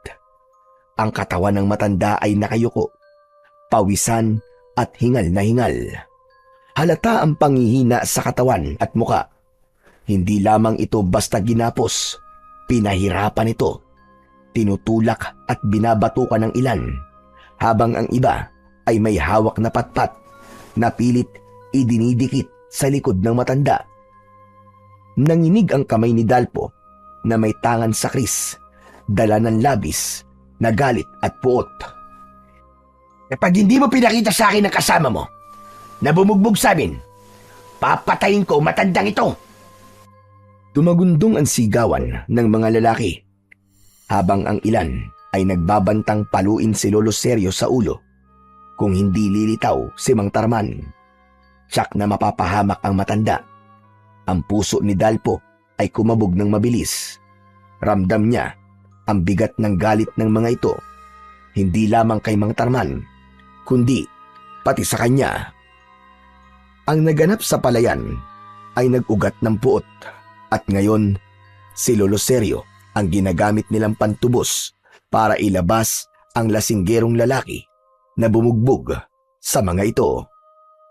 Ngunit natigilan ng lahat nang bigla silang nakarinig ng isang malakas na kaluskos mula sa kakawyan.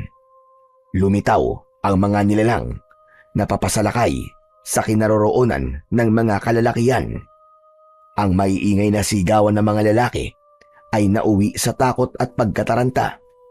Biglang nagdilim ang paligid at kasabay ng malamig na ihip ng hangin ay ang nakakatakot na yabag ng mabibigat na paa mula sa di kalayuan. Isa-isa mula sa likod ng mga puno, sumulpot ang mga nilalang na tikbalang. Mahahaba ang mga paa, matutulis ang mga kuko, at ang mga muka ay kalahating tao, kalahating kabayo. Ang kanilang mga mata ay kumikislap na parang baga sa dilim, at ang mga pangil ay nakalitaw, handang sumunggab dahil sa gutom at galit. Hayop na yan! Anong klaseng mga nilalang ang mga ito? Ngayon nyo ilabas ang tapang nyo sa mga nilalang na sumasalakay sa baryo. Hindi nakapagsalita ang mga lalaki. Nag-uunahan silang umatras, ngunit huli na. Sa isang iglap, ang mga aswang na tikbalang ay sumugod. Isang tauhan ni Raul ang agad na nasunggaban ng kagat sa leeg. Ang matatalim na kuko nito ay bumaon sa balikat ng mga lalaki. Sa isang kisap mata ay pinunit ng mga aswang ang balat ng tiyan ng mga lalaking nabiyag ng mga ito. Walang nagawa ang mga sandata ng mga lalaki laban sa malalakas na mga tikbalang. Umalingaw-ngaw ang sigaw ng pag-angil. Si Raul na nakikipaglaban sa mga aswang na tikbalang ay hindi na rin pinansin ang biyag nito na si Lolo Sergio, habang si Dalpo ay nanatiling nakatayo at hinayaan na lapain ng mga aswang ang mga lalaking nanakit sa matanda, habang ang kanyang paningin ay hindi inaalis sa nag-aalalang matanda. Kahit nakabusal ang bibig nito, alam niyang natatakot na si Lolo Sergio. Huwag kayong mag-alala, Lolo. Nandiyan na po ako. Ililigtas ko kayo. Itinaas ni Dalpo ang kanyang kamay at iniligtas si Lolo Sergio gamit ang kanyang agimat, habang ang mga aswang na tikbalang naman ay walang awang nilapa ang laman loob ng mga tauhan ni Raul. Ang iba naman ay agad tinadtad ng matitinding sipa ng mabibigat na paa ng aswang na tikbalang. Halos madurog ang mga buto at mga laman ng biktima. Hoy! Mga pangit na aswang na tikbalang! Ako naman ang harapin nyo! Bawat taga ng kanyang sandata sa mga aswang na tikbalang, mabilis silang bumabagsak habang nagkikikisay at nasusunog ang katawan. Sinigurado ni Dalpo na hindi masasaktan si Lolo Sergio. Sa paglingon niya sa tabi ng matanda, nakita niya ang isa pang lalaki na hawak ng aswang ang leeg nito. Pinilas ng aswang ang ulo ng lalaki gamit ang pangil. Bumagsak sa lupa ang bangkay na parang manok na nagkikisay ang katawan. Ang mga natira ay nagsisigawan, nagtakbuhan, ngunit hindi nakalayo. Ang mga tikbalang ay mabilis, mabagsik at walang pakundangan sa pagwawakwak ng tiyan ng mga biktima. Pinupunit ng mga ito ang laman at sinisipsip ang dugo ng mga kalalakihan na parang inuming matagal nang hindi natitikman. Maya-maya pa ay narating ni Dalpo ang kinaroroonan ni Lolo Sergio. Mabilis niyang tinanggal ang gapos sa kamay nito, pati na ang busal sa bibig. Lolo, humawak po kayo sa kamay ko. Huwag po kayong hihiwalay sa tabi ko. Oo, Apo. Teka, sandali lang. Saan mo nakuha ang agimat na Chris? Sa ako na po ipapaliwanag sa inyo. Ang mahalaga, mailayo ko muna kayo sa lugar na to. Mahigpit na hinawakan ni Dalpo ang kamay ng matanda habang nakikipaglaban sa mga halimaw. Sa gitna ng kaguluhan, agad na kumilos si Dalpo. Sa kabila ng kaba at takot, tumalon si Dalpo sa ere at sa kanyang mga palad ay biglang nagliwanag ang Chris. Mula sa talim ay sumambulat ang naglalagablab na malakuryenteng liwanag. Kumikidlat at humahampas sa hangin. Ang sandata ay tila may sariling buhay, sumasanib sa lakas ng kanyang bisig. Sa bawat paghampas niya, umuugong ang hangin at kumikislap ang talim. Isang tikbalang ang agad niyang tinaga sa katawan. Sa unang hiwa, nahati ang braso nito. Sa ikalawang aswang na tikbalang na sumugod sa kanila, tinaga naman niya yun sa leeg. Sumabog ang apoy at liwanag mula sa sugat nito. Ang nilalang ay napaatras, sumisigaw ng tila halinghing ng kabayo bago bumagsak at naglaho sa liwanag mula sa nasusunog nitong sugat sa leeg. Dalawa pang tikbalang ang sumugod sa kanila, ngunit mabilis talagang kumilos si Dalpo. Habang hawak pa rin ng kamay ni Lolo Sergio, ang kanyang katawan ay magaan, parang lumulutang sa hangin. Sa bawat galaw ay naglilikha ng malakas na liwanag na nakakapanakit sa mga nilalang.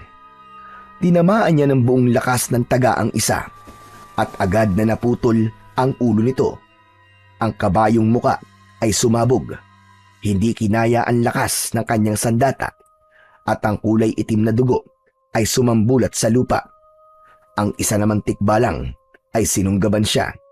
Ngunit bago bumaon ang mga pangil nito sa kanyang katawan, sinaksak niya ito ng kris sa tiyan, kasabay ng malakas na sigaw. Pumutok ang katawan nito at sumambulat ang laman sa kanilang harapan. Lolo Seryo, kailangan niyo na po pumasok sa loob ng bahay natin. Baka masaktan po kayo dito. Hindi sila nauubos. Sige, mag-iingat ka, Apo. Habang nagpapaalam ang binata kay Lolo Seryo, narinig niya ang pagsigaw ni Raul. Humihingi ng tulong sa kanya. Kaya naman, kahit kalaban niya ito, ay hinarap niya ito. Tinulungan niya ito laban sa mababangis na halimaw. Mabilis siyang tumalon at bumagsak sa kinaroroonan ng mga ito. Isang malakas na pagtaga ng kris ang tumama sa katawan ng aswang na tikbalang, kasabay ng pagtarak niya ng talim sa katawan ng nilalang. Habang nagpapatayan ang mga tikbalang at ang mga natitirang tauhan ni Raul, dumating si Mang Tarman. Dala ang maraming tapayan na merong laman na alak. Nakalagay yon sa paragos na hila ng kalabaw ni Dalpo. Binasag ni Mang Tarman ng isa ang tapayan, kung saan ay nagkalat ang mga aswang na tikbalang. Sabay nitong sinindihan ng posporo, parang gasolina, na kumalat ang apoy sa lugar na pinaglalabanan ng mga ito. Mamatay kayong lahat! Kayo mga nilalang na umubos sa pamilya ko! At sa likod ni Raul at Dalpo, ang mga tikbalang ay patuloy na nilalapa ang mga tauhan ni Raul.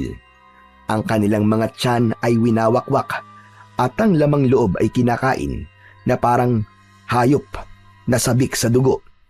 Ang sigawan ay napalitan ng ungol at talakhak ng mga halimaw na hindi napapansin ang papalapit na apoy mula sa likuran ng mga ito. Kaya naman, sinamantala ni Dalpo ang pagkakataon. Malakidlat siyang umatake sa mga natitirang nilalang. Pinugutan niya ng ulo ang mga aswang na tikbalang. Tuluyang nasunog ang katawan ng mga ito at si Raul lang ang nakaligtas sa mga tauhan na umatake sa kanila. Nakatayo si Raul sa likuran ni Dalpo habang nakatingin sila sa pasuray-suray na si Mang Tarman, habang sinasaid nito ang natitirang alak mula sa nabasag na tapayan. Marami pong salamat at dumating kayo, Mang Tarman. Huwag kang magpasalamat sa akin, Dalpo. Dahil ginawa ko ay para sa sarili kong pag-iiganti. Mula sa loob ng kanilang bahay, dahan-dahang lumabas si Lolo Seryo habang nakangiti. Sa kabila ng mga nangyari, ang mukha nito ay puno ng tuwa at kasiyahan nang makita ang paligid na wala na ang banta ng aswang. Ngunit ang hawak ni Dalpo na kris ay nanatiling mainit. Agad na lumapit si Lolo Seryo kay Dalpo. Nilampasan nito ang tahimik na nakatayong si Raul. At sa tinig ng matanda ay bakas ang labis na paghanga sa apo. Magaling ang ginawa mo, apo ko. Pambihira. Nagulat ako sa husay mo. Teka, paano ba napunta sa iyo ang agimat na kris? Hindi ko po sinasadya na makuha ang sandata na to, Lolo. Kusa pong ibinigay ito sa akin ng diwatang nangangalaga sa lagusan. Pero hindi pa rin tama na nasa iyo yan, Dalpo. Kaya ibalik mo na sa datang yan. Ibabalik ko naman po to kapag bumalik na po sa ayos ang kalikasan at naisarado ulit ang lagusan. Ang mahalaga, nagawa mo mailigtas ang baryo laban sa mga nilalang ng dilim. Nagtagumpay ka sa pagpuksa sa mga aswang na tikbalang. Bahagyang napangiti si Dalpo. Hawak pa rin ng kris na kumikislap sa liwanag ng buwan. Ngunit sa kanilang likuran, may aninong gumagalaw. Si Raul, unti-unting nanginginig ang katawan, kasabay ng pag-alingaw-ngaw ng garalgal nitong boses. Hindi ako makakapayag na hindi mo pagbabayaran ang ginawa mo sa mga alagad ko, Dalpo. Lalong-lalo ka na. Tanda! Napalingon silang tatlo sa likuran. Nakita ni Dalpo ang pagbabago ng anyo ni Raul. Halos 1 dipa lamang ang layo niya kay Raul. Ang balat nito ay kumukulubot, nagdidilim, at ang mga mata ay unti-unting nagliliyab na parang apoy. Mula sa balat ni Raul ay umusbong ang mahahabang tinik na tila mga sibat. Tumutusok palabas ng laman. Ang mga braso ay humaba. Ang kuko ay naging matutulis na para bang bakal, at ang muka ay nag-anyong kabayo na may nakakatakot na pagngisi. Umalingaw-ngaw ang malakas nitong halakhak. Hindi boses ng tao, kundi kalampag na parang sabay-sabay na tawanan ng kabayong nauulol. Kasabay ng biglang paglakas ng hangin, umiikot sa paligid na parang buhawi. Nagtataboy ng alikabok at dahon. Bago pa man makailag si Dalpo, umatake si Raul. Naging isa itong aswang na tikbalang, habang ang tinik sa katawan nito ay mas humaba pa ang hibla. Tila nilalang na hindi talaga galing sa mundo ng mga tao. Sa bilis ng pangyayari, sinakal nito si Dalpo gamit ang malalaki at mabalahibo nitong mga kamay. Ramdam ni Dalpo ang bigat at lakas nito, at ang matutulis na kuko ni Raul ay bumaon sa kanyang likod. Nag-iwan ng malalim na sugat. Bumulwak kagad ng dugo. Napangiwi siya sa matinding kirot. Halos mawalan siya ng hininga habang pilit na kumakawala sa malakas na kamay ng kalaban. Si Mang Tarman na nasa di kalayuan ay natigilan. Ang muka ay namutla, at sa kabila ng tapang at kalasingan, ang itsura nito ay bumakas ang matinding takot. Ang mga kamay ay bagyang nanginig at hindi malaman kung ano ang gagawin. Kumawala ang malakas na boses nito na naglantad ng katotohanan sa pagkatao ni Dalpo. Anak! Dalpo! Ang anak ko! Dila hangin na sumugod si Mang Tarman sa kinaroroonan ng hihinang si Dalpo. Tumama sa mukha ng binata ang malaking kamao ng nilalang. Pasadsad siyang pumagsak sa lupa habang hindi nabibitiwan ang Kris. Samantalang si Mang Tarman nakikipaglaban sa halimaw na si Raul. Hindi ito makatama sa aswang. Napuno ng pagkalito ang isip ni Dalpo kung paano siyang naging anak ng isang katulad ni Mang Tarman. Ngunit pinilit niyang tumayo. Itinukod niya ang sandata sa lupa. Ako ang papatay sa kanya! Tumabi kayo, Mang Tarman! Sa akin siya may pagkakasala. Muntik niya na akong mapatay at dinilang ako ng kanyang anyo bilang isang tao. Isa pala siyang halimaw. Sa kanya nagsimula ang lahat ng kaguluhang ito. Lumayo si Mang Tarman nang makita si Dalpo na unti-unting binabalutan ng malakas na liwanag sa katawan. Natigilan ang aswang na si Raul. Umalingaw-ngaw ang malakas na ingay na parabang kulog.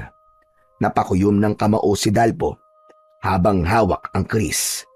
Sa huling lakas ng kanyang bisig, tuluyan siyang nakatayo. Biglang nagsimulang kumislap ang kapangyarihan ng agimat. Ang talim ng Kris ay nagliwanag ng gusto, at mula sa pagkakatukod ay sumabog ang nakakasilaw na liwanag na parang kidlat na bumaba sa lupa. Sa isang iglap, umikot ang malakas na hangin mula sa kinatatayuan ni Dalpo. Umalingaw-ngaw ang ugong nito na tila naglalagablab na kuryente. Ang mga alikabok, dahon at bato ay tumaas at umikot din sa ere. Teka, ano to? Anong nangyayari? Pagmasdan mo kung paano kitang papatayin! Hayop ka! Habang umaatras papalayo, sina Mang Tarman at Lolo Seryo, mas lalong lumakas at bumilis ang pag-ikot ng kapangyarihan ni Dalpo sa talim ng Kris. Malakas siyang sumigaw na parabang ibinuhos ang malakas na puwersa. Ang hangin ay naging parang buhawi na nakasentro sa Kris, at mabilis nitong pinaikutan ang aswang na tikbalang na si Raul. na nagngangalit pa rin at pumipiglas sa gitna ng enerhiya. Mula sa umiikot na hangin, nabuo ang malabolang kidlat, isang naglalagablab na bola ng bughaw at puting liwanag, umuugong na parabang libu-libong kulog na nagsisigawan.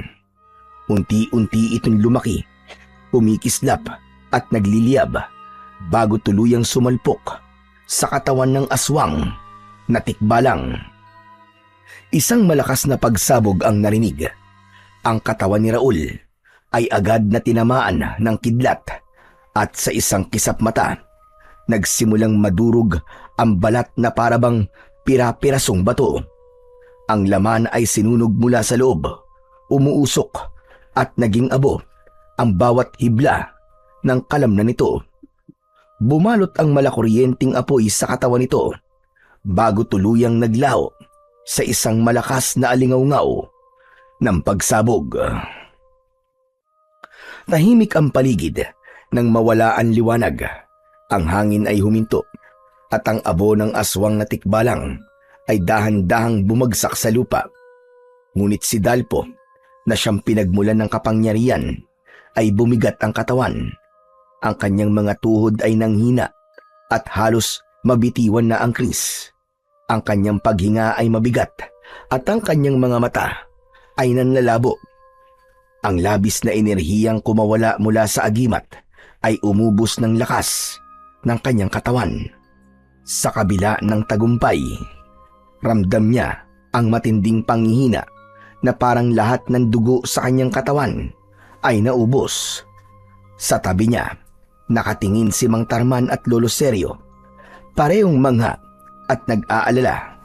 Nakita nila kung gaano kalakas ang kapangyarihan ng Kris, ngunit higit nilang nakita ang kapalit na pagod at panghihina ng binatang tagapagdala ng malakas na sandata.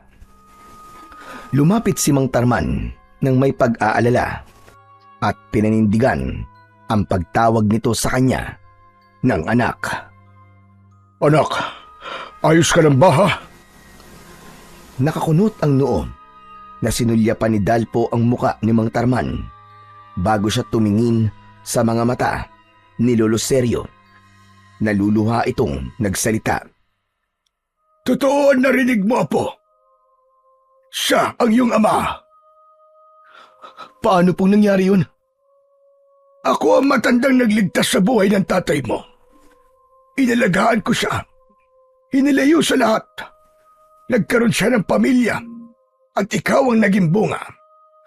Ngunit ang pagiging dugong manunugis ay nananalaytay pa rin sa kanyang dugo. Kinalaban niya mga aswang at nangyari din sa kanya ang nangyari kay Tinoy. Apo ka ng lalaking mandirigma na madalas kong ikwento sa iyo. Yun ang paraan ko para sana masabi sa iyo ang buong katotohanan. Ngunit palagi naman akong nauunahan ng takot na baka kasuklaman mo ko. Bakit?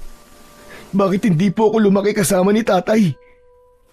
Si Mang Tarman naman ang sumagot sa tanong ni Dalpo habang naluluwa ito at nanginginig ang kamay na nakaalalay sa kanya. Dahil natakot ako na baka balikan ka ng mga taong pumatay sa nanay mo. Huli na malaman kong ang taong nanakit sa asawa ko ay nasa ilalim lang pala ng hipnotismo ng itim na diwata. Natauhan ako, anak, sa mga sinabi mo kanina. Ang laki ko palang tuwag. Patawarin mo ko dahil naging mahina ako. Kahit kailan ay hindi kanya iniwan, Dalpo. At alam mo yan. Naluluwa na napasulyap si Dalpo sa mukha ng kanyang ama. Para saan pa kung magagalit siya rito? Wala nang magbabago. Ngunit hindi mawawala ang katotohanan na si Mang Tarman ang kanyang ama. Yun po ba ang dahilan kung bakit kayo palaging umiinom ng alak, tatay? Masyado niyo pong sinisi ang sarili niyo. Teka, tama ba narinig ko? Tinawag mo akong tatay, anak. Ang ibig ba sabihin nito Tinatanggap mo na ako, anak. Naiintindihan ko po kung bakit niyo po ginawa yun, Tay. Nagsakripisyo po kayo para sa kaligtasan ko. Wala pong dahilan para hindi ko po kayo matanggap. Si Lolo Sergio. Totoo ko po ba siyang lolo? Malungkot na tumungo si Mang Tarman bilang sagot sa tanong ni Dalpo. Hindi niya totoong lolo si Lolo Sergio. Ngunit kahit hindi niya totoong kadugo ang matanda, sa puso niya, ito ang kanyang lolo. Aalis na ako. Tapos na ang misyon ko sa inyong mag-ama. Lolo Sergio, saan po kayo pupunta? Babalik na ako, Apo. Saan po? Hindi ko naman po kayo pinapaalis, ha. Kayo pa rin po ang lolo ko. Kadugo ko man po kayo o hindi. Kayo ang kikilalanin kong lolo magpakailanman. Naluluwang nagyakap ang maglolo sa harap ng masayang si Mang Tarman. Mahigpit na para bang matagal silang hindi nagkita. Ngunit biglang nagliwanag ang ilaw sa talim ng agimat na kris. Bumalot ang liwanag sa buong katawan ni Lolo Sergio. Gulat na gulat si Dalpo nang marinig ang pamilyar na boses ng matanda. Hindi siya maaaring magkamali dahil ang boses na yon ang narinig niya sa loob ng kuweba. Lolo, totoo po bang naririnig at nakikita ko? Oo, ako nga po. Ako ang naririnig mo ngayon. Ang totoong pagkatao ko, ang Lolo Sergio mo, na nag-alaga sa inyong dalawang mag-ama bilang mga tagapangalaga sa aking mahiwagang sandata. Tungkulin ko na bantayan kayo. Nabigo ako sa lolo mo na si Tinoy. Subalit hindi mo ko binigo, Dalpo. Huwag kang mag-alala. Palagi kitang bibisitahin. Lolo Sergio, bakit hindi niyo po sinabi sa akin na isa pala kayong diwata? Hindi ako makapaniwala na isa kayong diwata na nangangalaga sa kalikasan at lagusan ng hangganan ng pagitan ng dalawang mundo. Dahil malaki ang naging kasalanan ko sa buhay niyong mag-ama, nang dahil sa akin, nasira ang buhay mo, Tarman. Dahil ang ama mo, ang napili kong tagapangalaga ng sandata. Lolo Sergio, gusto ko pong malaman kung ano po ang totoo mong pangalan. Sabatir. Ako si Sabatir, Apo. Mananatili ka sa puso ko. Kayong dalawang mag-ama, ang pamilyang iingatan ko palagi. Mahal na mahal ko kayo. Niyakap ng buong higpit ni Lolo Sergio o Sabatir ang mag-ama bilang pamamaalam dahil hindi na ito maaaring magtagal sa mundo ng mga tao. Ito ang nag-iingat ng lagusan. Kaya naman, muli itong magbabantay sa pintuan. Habang yakap ni Lolo Sergio ang umiiyak na si Dalpo, biglang kumislap ang paligid. Sa harap nila ay lumitaw ang isang bilog na liwanag. Umiikot at nagliliyab ng bughaw at gintong sinag. Parang pintuan itong nakabukas at mula roon ay umalingaw-ngaw ang himig na hindi nila mawari kung tinig ng tao o ugong ng hangin. Ang lupa ay bahagyang yumanig at ang mga dahon sa paligid ay umalon-alon na tila dinadala ng hangin papasok sa loob ng lagusan. Dahan-dahang naglakad si Lolo Sergio, tangan ang tungkod at mariing nakatingin sa liwanag. Ang mga mata nito ay puno ng lungkot, ngunit may bahid ng saya sa mukha. Parang matagal nitong hinihintay ang sandaling magbubukas ang pintuan.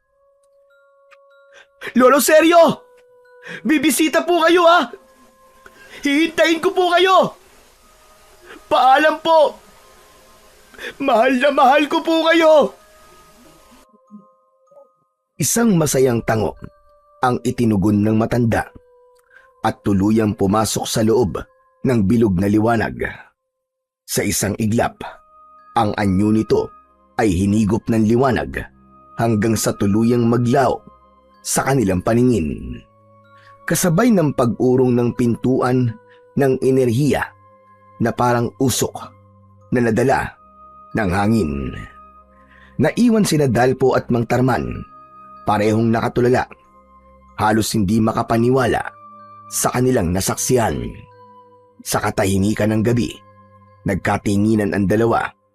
Ang mag-ama ay tila biglang nahulog sa mas malalim na samahan. Pinunan ang mga panahon na hindi nila nakasama ang isa't isa. Naiwan kay Dalpo ang agimat na Chris at tuluyan na ngang nagsara ang lagusan. Nanumbalik ang katahimikan sa baryo ng Temen, habang ang mag-ama naman ay ipinagpatuloy ang trabahong naiwan ni Lolo Sergio sa bukid. Isang araw ay nag-inuman ang mag-ama. Kung sino po mauunang malalasing, siya po magtatanim ng palay, ha? Sus, ginagamit mo na naman ang agimat mo kapag malapit ka lang matalo. Ganyan ka naman eh. Ang pustahan po ay usapan. Hindi dapat mababali. Kahit kayo pa ang tatay ko. Kailangan niyo sumunod sa parusa. Umalingaw-ngaw ang halakhakan ng mag-ama sa kubo na nasa gitna ng bukid. Bakas sa kanilang mga balat ang labis na pagpapainit sa araw. Masaya silang namuhay sa piling ng isa't isa bilang isang lasinggerong magbubukid, ngunit isa naman palang manunugis ng mga aswang. Ang kwentong inyong napakinggan mula sa buhay ni Dalpo ay hindi lamang isang pakikipagsapalaran laban sa mga halimaw na tikbalang, kundi isang salamin ng tunay na katatagan ng isang tao. Mula sa pagiging isang simpleng magsasaka na ang tanging alam ay ang pag-aararo sa palayan, si Dalpo ay nahubog at naging isang mandirigmang handang ipagtanggol ang kanyang pamilya at ang kanyang baryo. Ipinapakita ng kanyang karanasan na ang kabayanihan ay hindi lamang tungkol sa lakas ng bisig o sa talas ng sandata, kundi sa malinis na puso at matatag na kalooban na handang tumulong para sa iba. Nakita natin ang kahalagahan ng kabutihan at malasakit.